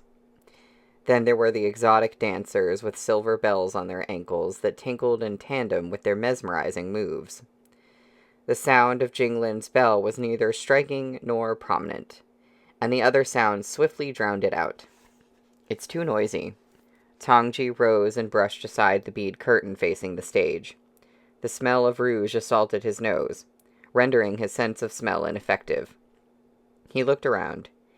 Even if he were hiding on the first floor, we wouldn't be able to find him. "He's in the building." Jinglin inverted his cup, spilling the tea over the table. Stony picked up the tea leaves and pieced them into several little figures that scurried out. On stage, performers had begun dancing to the music. Tang Ji took a few steps back, having caught a whiff of books amidst the powdery rouge. "Qian Yu." "Where?" Jinglin asked. "Upstairs." Tang Ji stepped out into the crowded corridor and jostled his way through. The scent was dissipating fast. If they did not hurry, they would never catch up. The staircase to the second floor was not far, but it was packed with people, and the overwhelming scent of cosmetics made him sneeze again and again, causing his eyes to turn red. To his surprise, Stony turned back, and a tea leaf figure jumped onto Tang Ji's shoulder and jabbed its limb at a room on the first floor. "Great, all in one place." "I'll go up." Having been jostled to the front, Jinglin took a step up the stairs. Don't you run away." Tang Ji managed to hook onto Jinglin's sleeve, but he let go before he got an answer. "I'll catch you anyway." The other patrons quickly separated the two, but Jinglin gave Tang Ji a long look before continuing up the stairs. Tang Ji rubbed his fingertips, and a sprinkle of luminous light slid off. He turned to follow the tea leaf figure's direction and ended up right in front of the room where Liu Chengde was. When he reached for the hanging screen, however, he felt his fingertips burn. A door guardian then materialized, glowering at him. With a horsewhip in his hand, it reproached Tang Ji. "Begone, foolish spirit." The crowd behind him surged, nudging Tang Ji a step nearer. Livid, the door guardian struck out at him, completely disregarding the corridor full of humans. Jinglin headed upstairs, where the crowd was thinner. All that pushing and shoving had him break out in a sweat. The droplets on his forehead, coupled with his flushed face, gave him the look of someone who had been drinking. Just as he began to size up his surroundings, a maidservant stormed over to him with a pout. "Drinkin' again? You good-for-nothin'. You know jolly well what day it is today, and you still covet this bit of drink? Well, hurry, they're waiting." She grabbed Jinglin by the sleeves and led him away. Jinglin caught a whiff of books in her direction, so he went with her without saying a word. Along the way, he passed by many doors, some open, others closed. Inside all the rooms, pretty men and women were applying makeup or putting on their outfits to go on stage. "I told you to make it quick, but no, you just had to drink." The maidservant turned back, fanning the air in front of her face. She cast a sidelong glance at Jinglin. "Fortunately, you don't reek of drink. Or the madame will find out, and then she'll beat you good tonight. I really don't understand. Those peasants downstairs might give you some gold or silver, but how can you be so short-sighted? Go, get changed and tidy yourself up. Someone will come for you soon. Your future hinges on this very night." With that, the maid-servant stopped in front of a room and pushed open the door. There was a woman sitting before the dressing table. "Here he is, miss," the maid-servant said politely, nudging Jinglin through the door. "Do what you can to get him ready. I'll be waiting outside." As the door closed, Jinglin saw the fox in the mirror before the latter turned around. Qian Yu's merry self in the illusory realm was now sealed away under a veil of gloom. There was a touch of mystery to his beauty even in that female getup. Qian Yu sized Jinglin up. Why has there been a change? Without waiting for an answer, he rose with a beaded chain in his hand and hung it around Jinglin's neck. "But I suppose you're better on the eyes. Now, strip. Time waits for no man." "Have you hidden Zuo Qingzhou's body?" The color drained from Qian Yu's face. The bells started rattling wildly downstairs, and Jinglin realized something must have happened on Cangji's end. He stepped up to Qian Yu. "Stop now, and there's hope yet. Zuo Qingzhou may have lost his life, but his soul remains intact." The beaded chain shattered into bits and pieces. Qian Yu stepped back, bracing himself against the table. Who? Your effort alone isn't enough to deal a blow to the mastermind, who hides in the capital. Jinglin looked at the ceiling. Not even Hua Shang would confront an agent of the Court of Immortality head-on. You shouldn't persist in vain, either. "Liu Chengde is a mere mortal," Qian Yu hissed. "The vile thing didn't deserve my dear Qingzhou's years of respect and adulation. Now he's going to go on living as a free man? No! I'll have his bloodline severed and every one of his kin exterminated.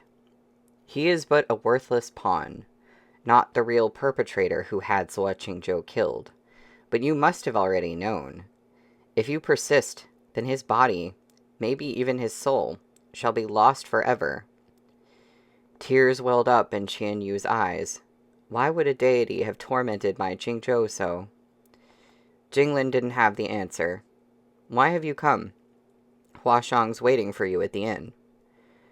That Hua Shang was mentioned confirmed to Qian Yu that this individual was not a foe. Liu Chengde is an official of the imperial court, and he's in reality a recruiter. I don't know if he's working for a human or for a deity. That's why I've come to find out who the mastermind is. You don't have to anymore. Jinglin heard some people coming up the stairs. Recruiter? Who's he recruiting? Beautiful men and women. "Oh, good evening, Master Liu," the maidservant greeted. "She's not ready. Wait." Qian Yu opened a window so that Jinglin could escape, only to be chopped on the back of his neck. Blue light circled the fox, now unconscious, as Jinglin bound him tightly and tucked him under the bed. The door slammed open. Liu Chengde stood motionless in the doorway, his eyes fixated on the breathtakingly beautiful woman sitting on the edge of the bed. Her expression was icy cold, yet her beauty had a fiery allure. The maidservant rubbed her palms together and flashed an obsequious smile. "How about it, sir? Does she please your eyes?" In a particularly apathetic move, Jinglin let the beads in his hand tumble off. Somehow, the colder he acted, the more bewitching he appeared. Laughter bubbled up Liu Chengde's throat. "Yes, this one's interesting." Before the old lecher could sing more praises, the floor shook, courtesy of a broken pillar on the first floor.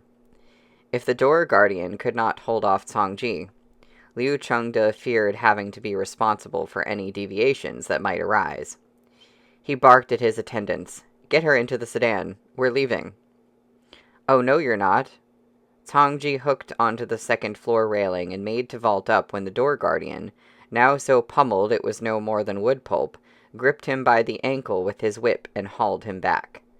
As he dropped, the railing splintered into pieces, and the floor tilted. Liu Chengde scrambled to prop himself up and tried to drag Jinglin with him, but the latter stepped aside towards the corridor. The wall collapsed under the violent blows below, raining debris on the panicked flock of people on the stage. Jinglin came tumbling down. Tang Ji forgot all about the fight when he saw the figure in white falling down. He grabbed the whip and shook off the door guardian before leaping over the first-floor railing to catch Jinglin in his arms. He tucked Jinglin's head close to his chest, shielding him with his arms, and rolled upon making contact with the stage below. "Got you, at long last." Tangji looked down and froze. Jing. Jinglin pulled out the pearl pin in his hair. His face still bore traces of makeup, including the touch of red on his lips in imitation of Qianyu. He looked feminine, yet his frosty expression belied his thirst for violence. "What, cat's got your tongue?" Jinglin snapped. "Liu Chengde's taking him away." Tangji felt a sharp burst of wind against his nape and immediately ducked. He took the opportunity to sniff Jinglin's neck. "You smell as good as you are beautiful." Jinglin pushed him against the chest, and Tangji let go, pulling away to catch the heavy blow slamming down from above with his free hand. The stage underfoot cracked on impact, and he looked up in time to see a band of ferocious spirits charging at him. Tangji laughed, spreading his arms to welcome them. "Look at you, tripping over yourselves to be my snack." He bared a grin. "You have one chance to turn back." The spirits swarmed the carp, obscuring him from view. All that Jinglin could hear was loud, visceral crunches. He knew Tangji was not a picky eater, so he searched for Qianyu amongst the fleeing mortals and saw Liu Chengde scurrying out of the building with his henchmen, with Qianyu hoisted over the shoulder. With Jinglin's guidance, Tangji went from gorging on his meals to savoring them. As his spiritual expanse churned away, the carp in it doubled in size and grew ever darker, its scales gleaming dark crimson as it swam around, the two bulges on its head even more prominent. Tangji wiped the corners of his mouth. The stage was in the dark now, and parts of the building itself had collapsed. Dregs were all that remained of the horde of spirits Liu Chengde had released. Tangji felt inexplicably warm, but otherwise comfortable. How was he able to direct spirits? If Jinglin was nowhere in sight. Gnashing his teeth, Tangji fumed. "Jinglin!" Jinglin swayed along the speeding sedan chair, while nearby, Qianyu was slumped against the wall, still unconscious. Scraping a thin layer of dust off the window, Jinglin could finally put his finger on what had felt off about Liu Chengde and his cronies. There were spirits as well as deities in the mix.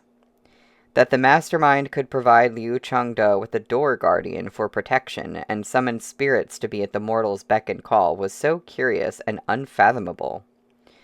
At once, Jinglin was reminded of Dongjun. It was too much of a coincidence. Jinglin had been imitating Dongjun all this while. Was this person doing the same?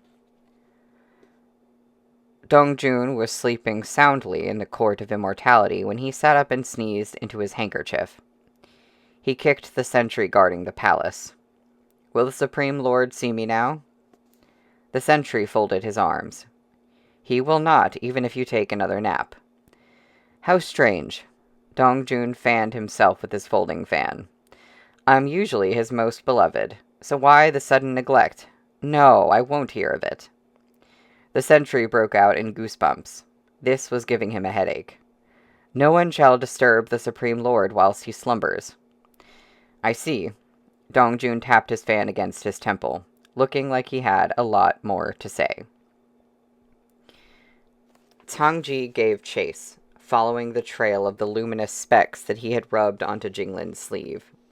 He had only taken a few steps when he heard a bellow and saw Wu Ying, the stick that just had to stir the shit in every bucket, standing atop a building with a whip in his hand. "You'll get out of my way if you know what's good for you," Tangji said to the deity who was clearly there to obstruct him. Wu Ying cracked his whip, and an army materialized behind him. Standing high above, he stated coldly. "This spirit's conspiring with the fox to throw the capital into chaos. I am here upon orders of the court to arrest him. Take him down, dead or alive." "Who do you work for?" Scales enveloped Tang Ji's arms as he said in a voice dripping with hostility. "He's gone in such a big circle. Does he really think that I don't know who he's trying to lure? A lowly spirit like you isn't worthy enough to hear my master's name."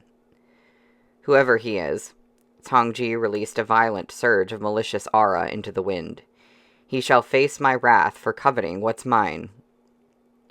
The earth below rumbled. Pulling out their blades, Wu Ying's army flipped to the ground and charged at their target. Tang Ji caught the end of Wu Ying's whip and yanked the whole thing along with the deity. He kicked the ground, sending out a burst of spiritual energy. The surrounding buildings collapsed, driving the soldiers back. As the energy within him roiled, he bellowed with enough power to rock the world. "Out of my way!" Bricks and tiles crumbled, and all the spirits in the capital trembled. Awakened from her slumber, Huashang unleashed her 9 tails as she rolled out of bed and looked out a window. Meanwhile, Xian was so frightened that he reverted to his fox form. Clutching her chest, Huashang rasped, "The roar of a dragon? Are my ears playing tricks on me?" Jinglin pretended to be powerless and handed himself over to Liu Chengde, who was dabbing away his anxiety-induced sweat with his handkerchief. The man occasionally peeked out from the curtains, fearful that Wu Ying would fail to stop that berserk spirit. The sedan bearers were running at such unnatural speed that they could not have been mortals.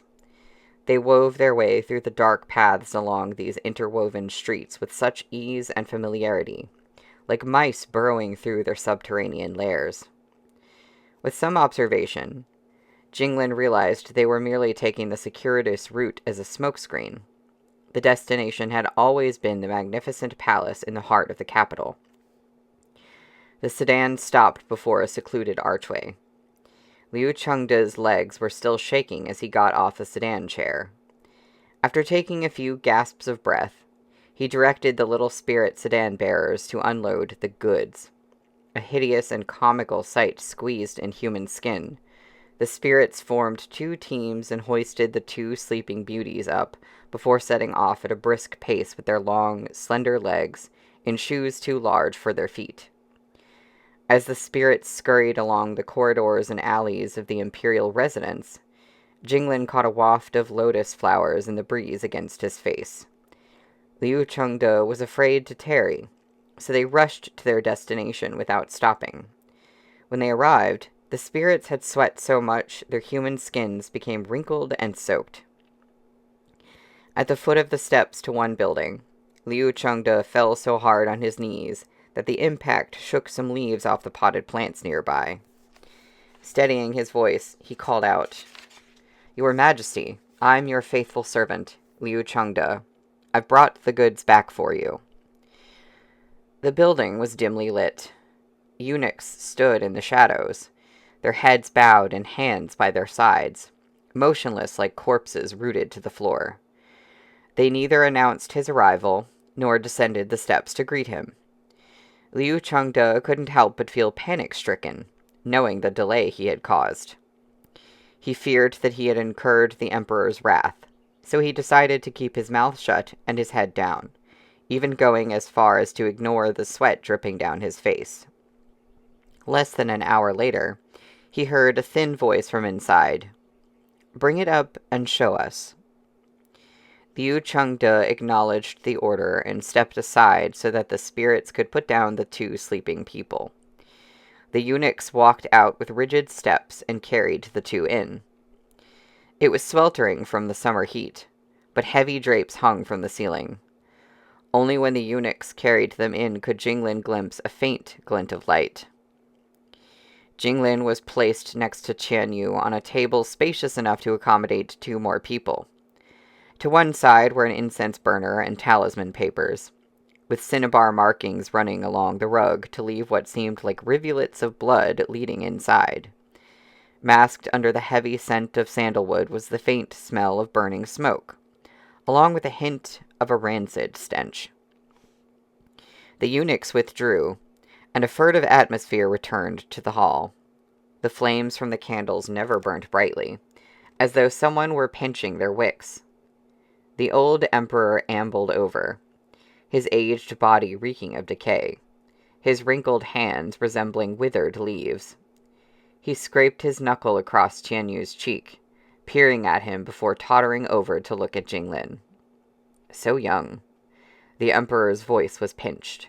Hunched over, he wiped his drool with a handkerchief and lamented, "So succulent, even better than the previous ones." He continued speaking by himself. This one looks good." Jinglin had his eyes closed and expression neutral, but the emperor still felt a pang of desire at the sight of the red tint on Jinglin's lips. "When you've finished, oh great one, leave us a bite or two." He tried to negotiate. "This one looks delectable. We have yet to taste something like this." A perfunctory snort rang out from the depths of the building. The more the emperor looked, the more restless he was with desire. Why have my subjects never mentioned the existence of such a beauty? They've certainly kept us waiting. "They're always fobbing you off," came the reply from the shadows. "They can't get enough. You think you're the master of the world, but they think you're old and useless." The emperor sat down in a huff.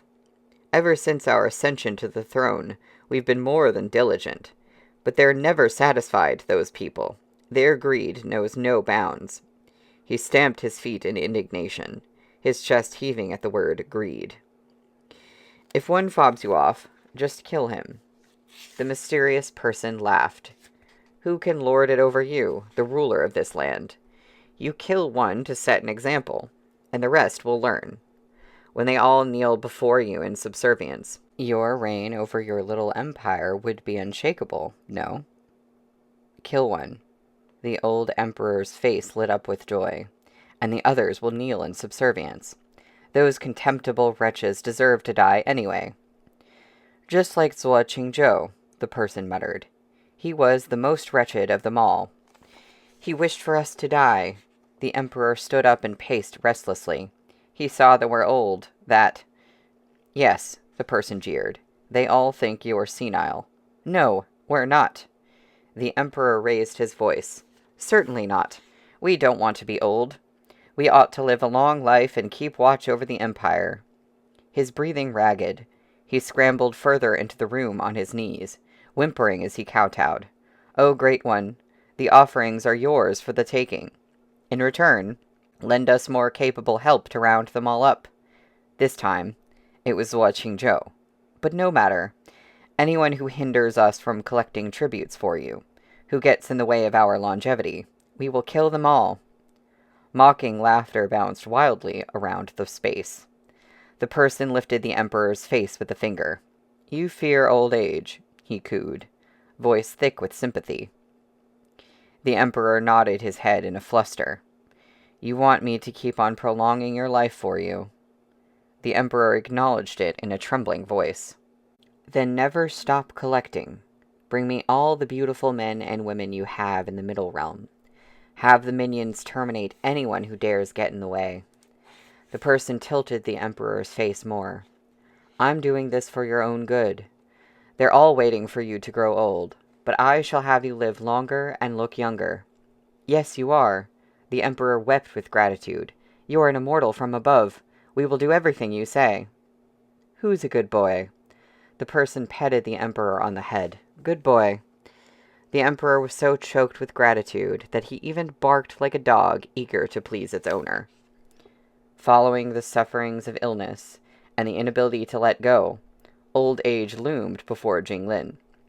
The three were caught up in a web so tangled that they confounded him. Jinglin and Tian Yu were carried into the innermost chamber, where the source of that foul smell was finally revealed to be the stench of built-up blood. So much of it had been shed that the stone platform in the center had become brown. Human traffickers filtered through countless people who had been torn from their loved ones and delivered the young, attractive ones here in batches.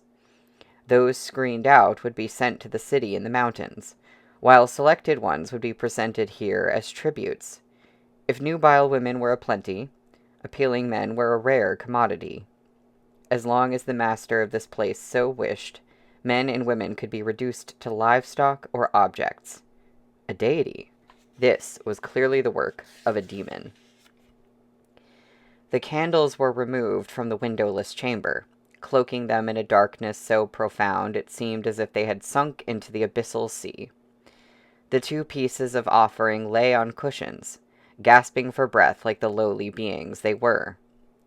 A flush crept up on Qian Yu's face, making him look feverish. He choked on his murmurs, tormented even in his dreams. Zhuo Qingzhou's writings were the only remaining souvenirs he had of his late lover, and he kept them close to his chest. The emperor was still on all fours like a dog. The darkness made it inconvenient to crawl, and he bumped into things a few times. Letting out a pained yelp, he clutched at the wall and clambered to his feet. "No lamps tonight?" he asked fearfully. The demon kicked the emperor back to the floor. "The hours passed, so I must wait." The emperor got on all fours, and the demon sat down on his back. The emperor chortled and crawled around. "What an honor to receive your divine grace." Since when could dogs speak human tongue? The demon wondered. The emperor wiped his sweat and arched his neck. "Woof woof." "As I thought, you are a miserable wretch too." The demon hurled abuse at him in a soft voice. "Look at how eager you are to crawl under another's crotch, all for a wretched existence." The emperor concurred. "How could you compare your crotch with anything else? This is a blessing, a blessing. If you would be so grateful as to allow me, I'd tend to your every need." "Nah." The demon made a show of spurring him. "You just have to slouch on your throne and select the best tributes. Seeing as you are obedient, I'll give you another way to prolong your life." The emperor barked in delight. "As I know, they've still got minors on the market. Why don't you ask them to pick the pleasant-looking ones and send them in? You can't lay your hands on these ravishing tributes, but you can still have your way with those lovely little things." The demon was practically drooling. "I'm generous enough to share." The emperor was quick to agree, but realized a problem just as quickly. "But the young'uns die if we're not careful." "Then, so be it," the demon said. "Have them thrown into the pond to feed the spirits. Who knows? One day a ferocious little creature might emerge and entertain us. You've lived your whole life in the palace, so you're likely ignorant of the outside world. Do you know who the most ferocious being in the world is?" The emperor toadied to him. "Of course, that would be you, O Great One." Amused, the demon replied, "Naturally, he would fall short if we're talking about prowess, but when it comes to ferocity, few can beat him. If you're the emperor of the mortals of the Middle Realm, then he was the dragon emperor of the 3 realms. Both emperors. But if you were to meet him, you'd have to grovel at his feet." The emperor was about to truckle to him when the demon kicked him. A change washed over the latter's expression, and his words dripped ice. He only came to be so thanks to all the things he ate. He devoured everything he came across. If he set his eyes on something, he'd not rest until the last bone was chewed up. He spat vehemently. "If he hadn't died, I would have flayed him like Li Rong did." Then he swerved from the topic. "You, an emperor, are you even worthy?" The emperor was thick-skinned. "We are just your lapdog, an ant at your feet. We are not an emperor. Far from it." "Just how spineless can you be?" The temperamental demon spat in agitation as he kicked the emperor. "You don't even have the guts to refute me? If this is how you are, then who will ever submit to you?" The emperor said in a panic, "We would never. How can you be compared to those animals? You are a deity of heaven, the true parent we never had, and a pious son would never refute his father. Dignified as you look, you turned out to be pathetic." The demon's voice dripped with contempt. Those out there pay homage to you and see you as their father. If they are animals, what does that make you? You are dog. The Emperor raised his hands to his bosom, imitating the front paws of a dog. He said, panting, "They are our dogs, which makes them your dogs too." Tickled pink, the demon rose to his feet, his hands behind him, and kicked the Emperor. "And what do you say if I want to have dog meat for every meal?" The Emperor's legs trembled. How could he have said no? All he wanted was to live long, just as his subjects wished upon him. Oh, how he wished this demon would eat more and eat well, so that his youth might be restored, and his life prolonged for hundreds of years to come. He wiped away his sweat. "Yes, yes. Pick anyone, and we will have them brought to you." "What if they call you a fatuous and tyrannical emperor?" "Have them killed." The Emperor let his hands fall and bared a smile. "Throw them all in the imperial prison. Flay them alive until they confess their crimes. Then break their legs and throw them into mass graves alive to feed the dogs. Whoever disagrees must die." "Then go," the demon instigated from the shadows. "Skin those two alluring things on the platform. You said you wanted a taste? After flaying them, you can hold them in your hands and satisfy your cravings." The Emperor thus braced himself against the furniture and fumbled his way to the foot of the platform. Steadying his diadem with trembling hands, he clambered up and groped across the icy surface. Where are... Here. Jinglin tapped the stone, and it lit up with a bluish glow. He had been waiting for quite some time, and all that remained on his cleaned face was a murderous aura so cold it was imposing. Caught off guard, the Emperor cried out and stumbled back, bumping into the demon's legs. The latter kicked him, sending him rolling over to the table legs like a ball. He covered his face and denied it. "It wasn't us. We didn't do it." A thick, heavy cloak slid down by the feet of the demon, where he stood partially in the shadows. He burst into wild laughter, until the door to the dark chamber slammed shut and Jinglin's brow furrowed. "You've abandoned morality and went into hiding, manipulating the sovereign and destroying thousands of lives," Jinglin said. "Who are you?" The demon's silhouette gradually transformed as he emerged from the shadows, gradually revealing his face, aloof and laced with a dash of wild arrogance that was reminiscent of Jinglin. "I am Jinglin, and I have come, weeping spring in hand, to vanquish evil." Jinglin's gaze snapped up at the speaker. Jinglin scrutinized him with an icy gaze. The impostor rose, his movements the same as his own. Even the way he lowered his eyes as he brushed his sleeves was identical. He was a spitting image of himself. "Who else but I may be worthy of such a task?" he said mockingly. "I am the vanquisher of evil and protector of the righteous." All the heroes of the world, Jinglin felt a lump in his throat, are replaceable. Of my heart a sword was forged, a feat the world would never witness again. In the presence of weeping spring, all so-called heroes are but mere mediocrities. He paused for a moment, mimicking Jinglin's cadence perfectly. "One may well ask, who amongst my fellow disciples could hold a candle to me?" "Presumptuous fool," Jinglin enunciated softly. "Only by being presumptuous would I live up to the name of Lord Lin Song," he said spitefully. "To be Lord Lin Song is to be wild, arrogant, and hard-hearted. Otherwise, how could I even speak of defending what's right? How could I have committed murder? How could I have committed patricide?" What Jinglin saw was himself.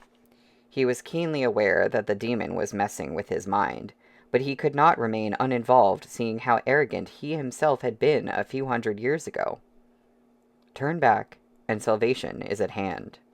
That was what the Buddha had said so benevolently to him.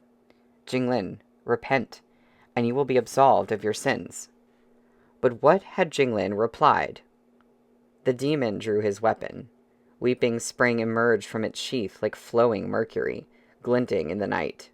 He stepped up to the platform, just as Jinglin had ascended the terrace of immortality 500 years ago, his sword trailing behind him.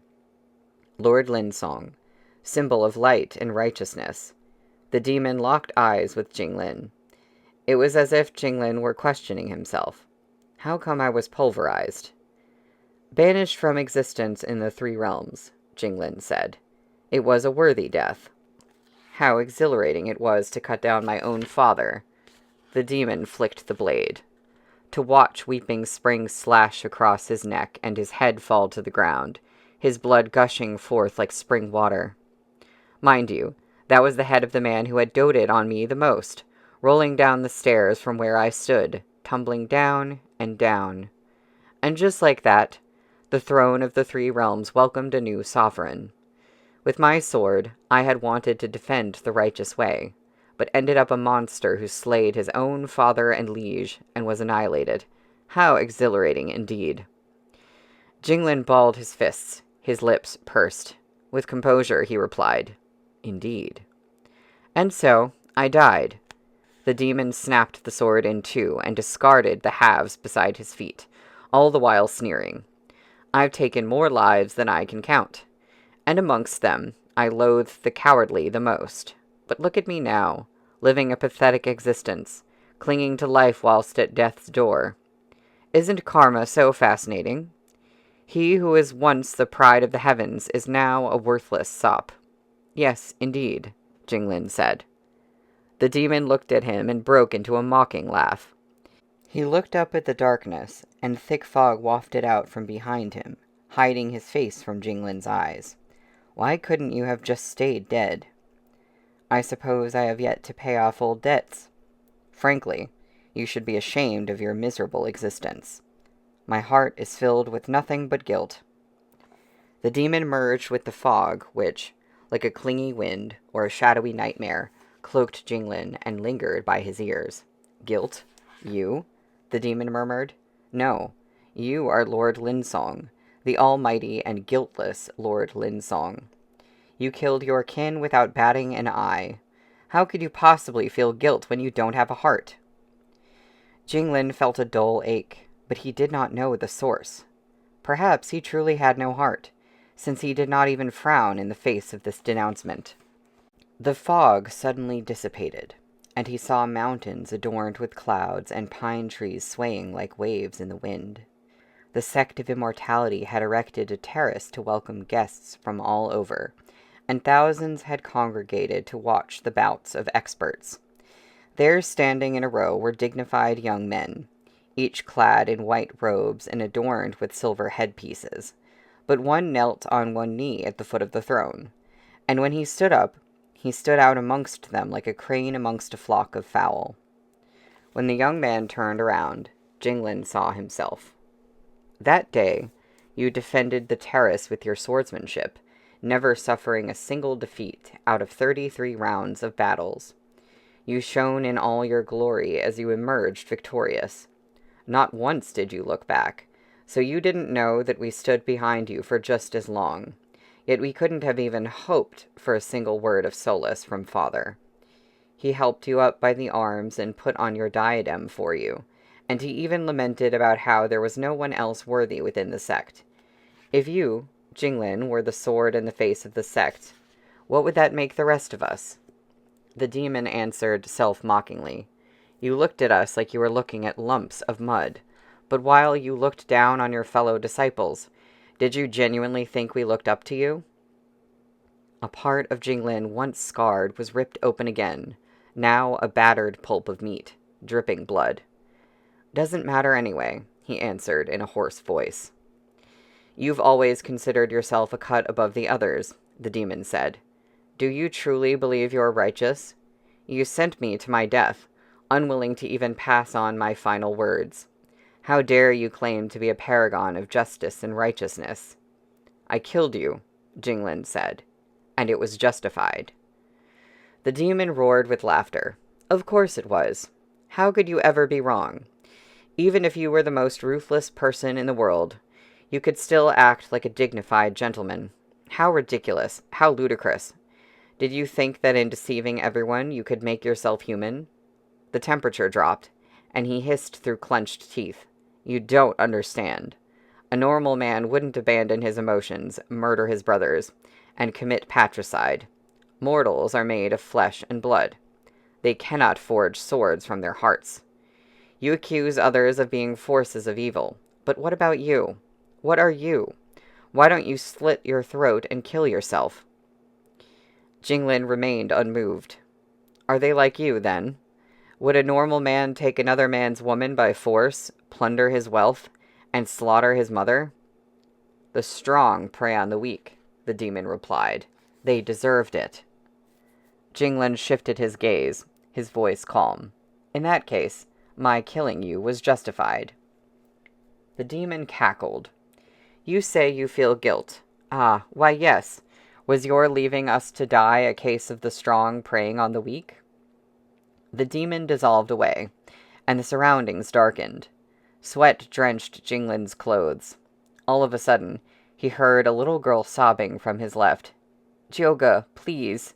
It hurts so much. Jioga. Jinglin clenched his fists so tightly he broke a fingernail. Words failed him. He felt as if he were thrown deep into the hells of ice and fire. It hurt so much that he trembled. The little girl, Qingyao, lay in the black fog. Having lost her legs, she writhed in pain. The fog burnt like raging flames, frying her voice. She let out a terror-stricken screech. Jioga, help! Jinglin took a step forward. He gnashed his teeth, the veins on his face bulging. A young man, still teetering on boyishness, sprang out from the right, and looked at Jinglin in horror. He hugged his head, trembling and sobbing. Jioga, Jioga, don't kill me. Jioga, please. I swear I'm sorry. I'm sorry. Jinglin jerked to a stop and turned to the young man. It was Tang Jiu, crying so hard his face was all scrunched up. He threw himself down on his knees, hugged Jinglin's leg, and looked up with desperation. He rasped, Jioga, I will never do it again. Please, have mercy. Qingyao crawled over too, and the two of them grabbed onto the train of Jinglin's robe as if they were clutching onto a buoy. Jinglin remained still. Tang Jiu then let out a howl of pain as blood gushed from his chest. Jioga, don't kill me. The youth collapsed and sank into the ground. He pawed at Jinglin's shoes, leaving a few streaks of blood. At last, he was swallowed up, his gaze full of contempt and hatred, following Jinglin until the very last moment. Qingyao lay on the ground, her fingers still gripping Jinglin's clothes, but she was no longer breathing. Jinglin gasped. He wanted to lend a hand, to help someone up, but there was no one around him. At the sound of footsteps behind him, Jinglin looked back and saw Li Rong looking at him in astonishment. This moment felt torturous to Jinglin, for it was at this point that he had fallen out with Li Rong. He and Li Rong would never address each other as brothers, not even when he died. You can stop investigating, Li Rong said. A life for a life. I've brought it back. He opened his fist, and dragon scales tumbled down from his palm. Jinglin staggered back. The taste of blood saturated his mouth. It's too late for you to salvage the situation, Li Rong continued. Let us consider this matter closed, all right? Don't do this again. I've already done all I can for you. He took a step closer. Jinglin. Jinglin shut his eyes and spat. Show yourself. The illusion dissipated, and the demon transformed into a rustling wind. Aren't you a greedy one? He laughed. You thought you could save them, but you failed on both ends. What a joke. Lord Linsong, you ended up saving no one. You deserved death. Wisps of spiritual energy surged out from Jinglin's spiritual expanse, sending his hair fluttering up. In the originally empty space, his spiritual energy stirred, forming a vortex from which a mottled old sword covered with blood materialized. The bell jingled, and then all the bells in the capital rang together, their music echoing throughout. The demon reabsorbed the fog and materialized into the crying Tang Jiu from the illusion. A shadow of a smile played on his pale face. Look at yourself, a pathetic invalid. Do you believe yourself capable of deciding my fate again? Jinglin, You'll never know the pain I felt after you ran Weeping Spring through my heart, and I plunged into the sea of blood. I had to suffer the excruciating pain of demons devouring my heart. I've hated you every day, every single day. I've suffered so much, all so that I might avenge myself one day. Hate? Jinglin spat the word out through clenched teeth. His gaze was like frost. What makes you think you can lecture me about hate? Tao Jiu slashed his hand in mid-air, and a sword that was the very image of Weeping Spring materialized in response. His nose in the air, he spat with scorn. I've consumed thousands of lives from the city tucked away in the mountains. I've devoured half of the divine Lady Shengyue's body. Even if Li Rong were here tonight, I'd still be able to emerge unscathed. The dark chamber blew apart. The Emperor coughed up blood and hid himself behind the heavy drapes. Blue light surged forth as if the Milky Way reversed its flow. Tao Jiu flashed before Jinglin, sword swinging, only for the blade to come to an abrupt stop with the clang. Jinglin was clearly unarmed, yet Tao Jiu's sword had made contact in mid-air. A gale, along with the blue light, whirled around them, engulfing them both. I wield Weeping Spring. Tao Jiu unleashed a barrage of strikes at Jinglin, tearing the edges of his robes. I devoted myself to mastering the sword, and I can imitate you to perfection. This world can do without you, for there's me to take your place. Sparks flew. Tao Jiu unleashed a violent burst of wind, knocking Jinglin back a few inches. Pressing his advantage, the demon charged. I want to vilify the name Lord Lin Song even more, tarnish it further. I don't want to be the only one hating you. I want the entire world to hate you too. He burst out in maniacal laughter. Jinglin, if you're the one who killed all those people, that makes you the evil one. Now meet your death. Jinglin looked over the sword at him. Scrap metal is unworthy of the name of a sword. The two separated, only to clash again. Tao Jiu's spiritual energy was immense. Wind swept through the darkness of the night. Clouds raced to gather as claps of thunder crashed through the sky.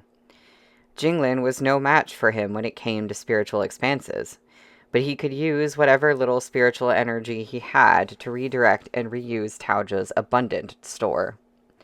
Jinglin's hands were raw and bloody. Tao Jiu was right.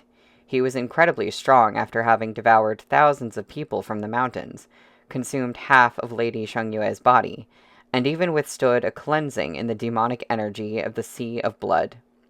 Not even Monk Zui Shan could have stopped Tao Jiu if he had wanted to. The color of the sky changed. Jinglin's robe billowed in the wind. Though his spiritual expanse was bare, he complied with the ringing of the bells, and mobilized the wind so as to forge a fragment of his sword. Its partial body instantly materialized in his palm. Weeping Spring, which had once ruled supreme amongst all weapons, now took after its master. Its edges were chipped, its blade dull, as battered as can be. Tao Jiu brandished his sword as he jeered. Yun Sheng should thank me. As long as you're alive, he'll never have a moment of peace. He'll be over the moon when I take your head to him. Jinglin brandished his sword with intense focus, sending a blast of energy sweeping towards Tao Jiu. But the demon dispelled it with a wave of the arm and mimicked Jinglin's move, sending a violent wind to assault Jinglin head-on. Jinglin took the materialized sword into his hand. He cut an imposing figure the very moment that old, worn-out sword landed in his palm.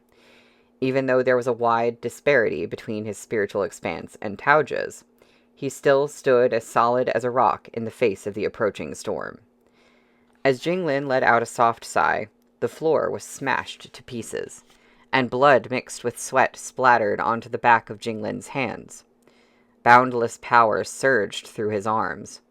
As his spiritual expanse swelled, the rust of blood on Weeping Spring vanished, and a cold glint of light burst forth. Thunder crashed in the turbulent sky. The wind howled. A metallic flash streaked forth. Its might was so overpowering that Tao Jiu's sword cracked.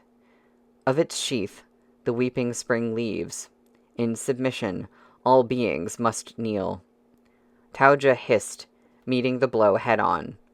Invisible blades in the air slashed him all over, sending blood splattering.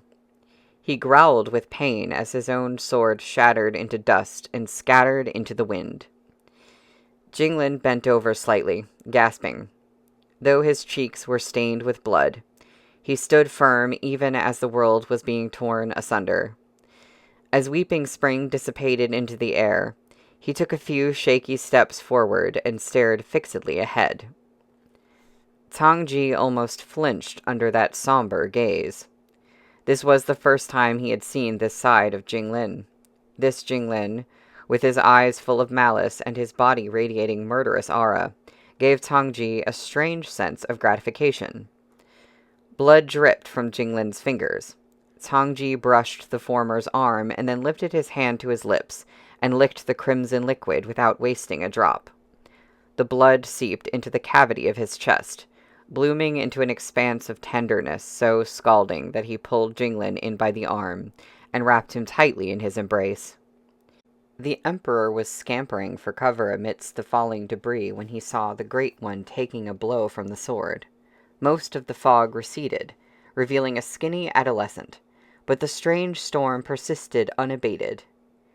He's absorbed thousands of souls and devoured Lady Shangyue. He can now be considered a great demon. I'm afraid I'm not strong enough to defeat him with my current cultivation. Jinglin's fingers were pulled apart, and a tongue spread an irritating, tingly warmth over his wounds. He sure looks young and tender, Tang Ji commented. I might as well eat him and get this done and over with. Jinglin wriggled his hands free and turned away from Tang Ji to face the demon. He lost his original form long ago.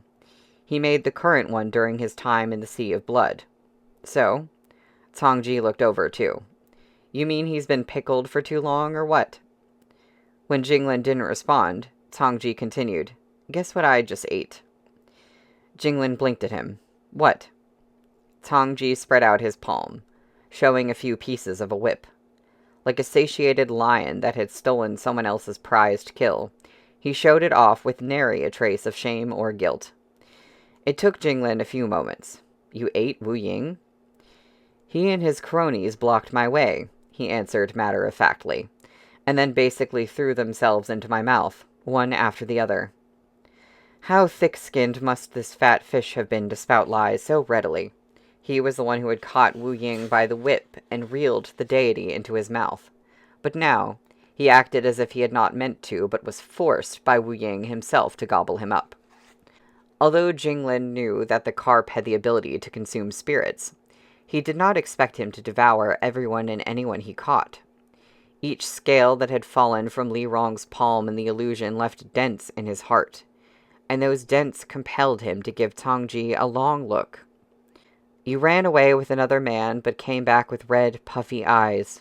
Why? Did you get your feelings hurt? Tang Ji asked. This whole time, I can see this fella's only got eyes for you. Be honest. What's this going on between you two?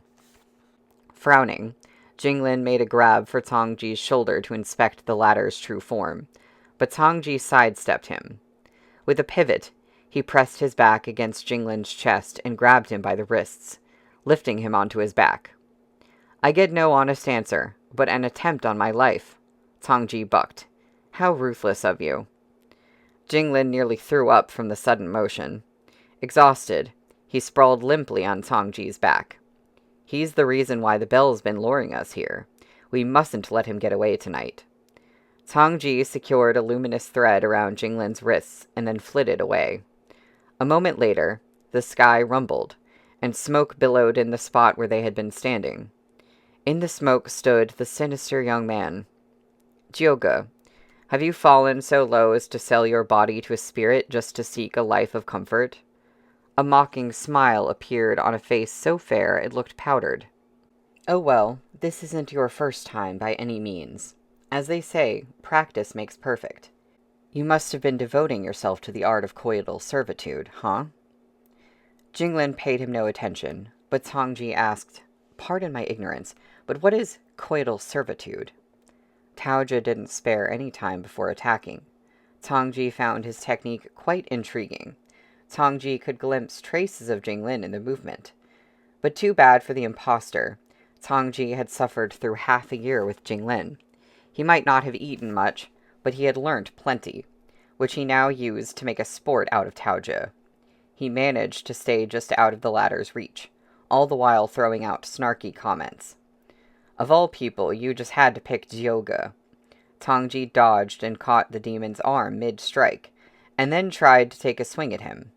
Without his constant and personal instruction, you're just a pathetic copy who's making a laughingstock of yourself. Tao Jiu's arm turned into fog, allowing his escape. The limb then took its shape again and made a sudden grab for Jinglin. With his foot, Jinglin nudged Tang Ji in a particular spot on his flank, which made the carp instantly bend over. As Tao Jiu pounced at empty air, Tang Ji caught hold of the rebellious foot and looked back to rebuke him. "You're going to make me laugh if you do that again." Stony was supposed to be the only one who knew about the ticklish spot on his side. Tang Ji did not know if Jinglin had found it by accident, or if Stony had leaked the secret. Regardless, this wasn't really the right moment to talk about it. Thunder rumbled overhead, while lightning crackled and struck down without rhyme or reason. If he got hit, he'd be undergoing the fatal trials of immortality much more quickly than he had intended. Tao Jiu swung his sword in a flurry of attacks, forcing Tang Ji to retreat. Tang Ji dodged and landed a kick on the blade, almost breaking it. Recovering from the strike, the demon swung it towards Tang Ji's midsection. As the blade sliced down towards Tang Ji, he felt the weight shift on his shoulders as Jinglin grabbed the sword with his bare hands. The sword melted away like ice in flames. Tang Ji seized his chance to punch the demon in the chest and beat him into a retreat. The fog instantly receded, and the sky above howled with thunderous fury. Not only did Tao Jiu remain untouched, but his complexion also became rosier thanks to the physical duel. Tang Ji was about to strike again, but Jinglin yanked him back by his shoulders, sending him tumbling sideways just as an ear-splitting bolt smashed into the ground close by, sending a barrage of rocks flying into Tang Ji. Before the carp could get up, Jinglin, now beneath him, kneed him in the midsection and flipped them over. Hastily, he scrawled out a talisman spell, and a shield of blue light expanded above them just before a massive bolt of lightning struck. Tang Ji saw Jinglin turn pale and cough blood. He dug his thumb between the latter's teeth so he wouldn't bite his own tongue during the onslaught of thunderbolts. Tao Jiu stood amidst the storm, waving his arms idly. He was inspired by the sight of the capital beneath him. We'd fought a bloody battle to take over this enormous realm called the Middle Realm, but now it's fallen under the rule of humans, and even spirits are throwing their weight around. On what grounds? There's only a fine line between spirits and demons. If spirits are allowed to exist on this land, then demons shouldn't need to retreat to the Sea of Blood. Jinglin, open your eyes and look. There's nowhere in this land that still has a use for you. Be it the Court of Immortality or the Middle Realm, they no longer need Lord Linsong. He glared at Jinglin. Your death had been set in stone, yet you were laughably oblivious. You died investigating a case, and tonight, history shall repeat itself. You were given a chance to live again, but you still haven't come to your senses. You're not worthy of life. A burst of air came at him out of nowhere. Sweeping it aside with his fog, he thrust his sword forward, but Tang Ji surprised him with a kick in the back. He went crashing into the debris amidst the peals of thunder. Straightening up, he dusted off his sword. Tang Ji found his fist blocked by the fog when a deafening bang rang out, and the demon's sword snapped. Tang Ji found his fist striking the demon squarely in the chest, but his arm went all the way through. Immediately, he knew there was trouble. It felt like his arm had sunk into a puff of cloud. Sure enough, he saw the demon turning into fog. The next thing he knew, the clothes on his back had been sliced open. But to Tao Jiu's dismay, he had not succeeded in penetrating Tang Ji's flesh. He squinted and saw an impressive layer of solid, dark scales peeking out from under the ripped fabric. You! Tauja retreated in terror. It's you! The scales swiftly fused into Tang Ji's skin until no traces of them could be seen. The tattered top could barely cover the carp now, so Tang Ji ripped it off, revealing his arms as he strode towards the demon. No longer wanting to engage in close combat with him, Tauja transformed into fog and made to flee. Tang Ji sprang into the air to give chase, but the fog turned into smoke and dispersed. Jinglin kicked a pebble, sending it hurtling through the air after the puff of smoke. A face materialized with a whistle, and it shrieked, "This isn't over." The storm raged on. The smoke vanished without a trace. Jinglin stood in the rain, turning over his palm. Cuts decorated the back of his hand, but not a single drop of blood flowed, thanks to Tang Ji's licks. He was deep in thought as the words, "It's you," echoed in his ears.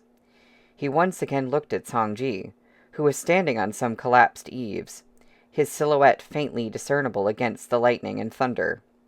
Sensing Jinglin's eyes on him, Tang Ji looked back. He clearly had the upper hand, Jinglin said, but he fled without a fight. It must have been my formidable prowess. Tang Ji leapt off. It makes sense for him to run. Jinglin was still looking in the direction where Tauja had fled when Tang Ji bent over and hoisted him over his shoulder. The little knave is cunning, so it'll be hard to catch him. The capital's in chaos, and the Court of Immortality have likely sent out their men. If we come across Wei Shan again, we'll get embroiled in another fight with him. Look, you can't even stand steadily on your own feet, so let's give it a rest tonight. Rain trickled down Jinglin's face. The exhaustion was getting to him. Put me down. Ignoring him, Tang Ji kicked away some rubble and asked, "Where's Tian Yu?" Jinglin ignored him too, so Tang Ji rubbed his head in all the rainwater against Jinglin's waist while sniffing at him. He wondered, "Were you locked in an embrace the whole time? You reek of books. It's not washing off even if you bathe for 2 hours." Jinglin patted Tang Ji on the nape, with a hand so icy that the latter gasped. But it was clear that Tang Ji would sooner let Jinglin get cross with him than put him down. The rough ride had Jinglin bumping his head into the carp's back, making him even dizzier. Tian Yu's trapped underneath. With narrowed eyes, Jinglin watched as a water droplet dripped from his face down the carp's back. He pushed himself up from Tang Ji's shoulders to put more distance between them. As Tang Ji squatted down, the muscles on his back rippled, emphasizing his strength and power. His waist was well sculpted, the contours of his muscles clean-cut and enticing. Jinglin could see the water droplet slipping beneath his waistband, disappearing into a dark, secretive place. Jinglin did not want to look, but his gaze returned several times, clearly perplexed about the whereabouts of the droplet. The two were so close to each other that the breath he exhaled could fall upon Tang Ji's sleek waistline. As Tang Ji held down Jinglin's legs with one hand and lifted a heavy beam with the other, the muscles on his back bulged. Jinglin panicked and struggled to get off, and walked right into the trap. Tang Ji let out a hum. "My back isn't ticklish, so feel free to touch." Jinglin's hands were getting intimate with those bulging muscles. Despite the heavy downpour, Tang Ji was like a stove, heating him up so much that he didn't realize which part of him was burning up. Even his earlier train of thought had melted away. "But no biting," Tang Ji quipped, "and stop blowing air all over me." The man on his back went silent for a moment, then tried to lift himself off. Tang Ji hastily pressed him back down. No, I mean keep blowing." "Oh, shush," Jinglin chided.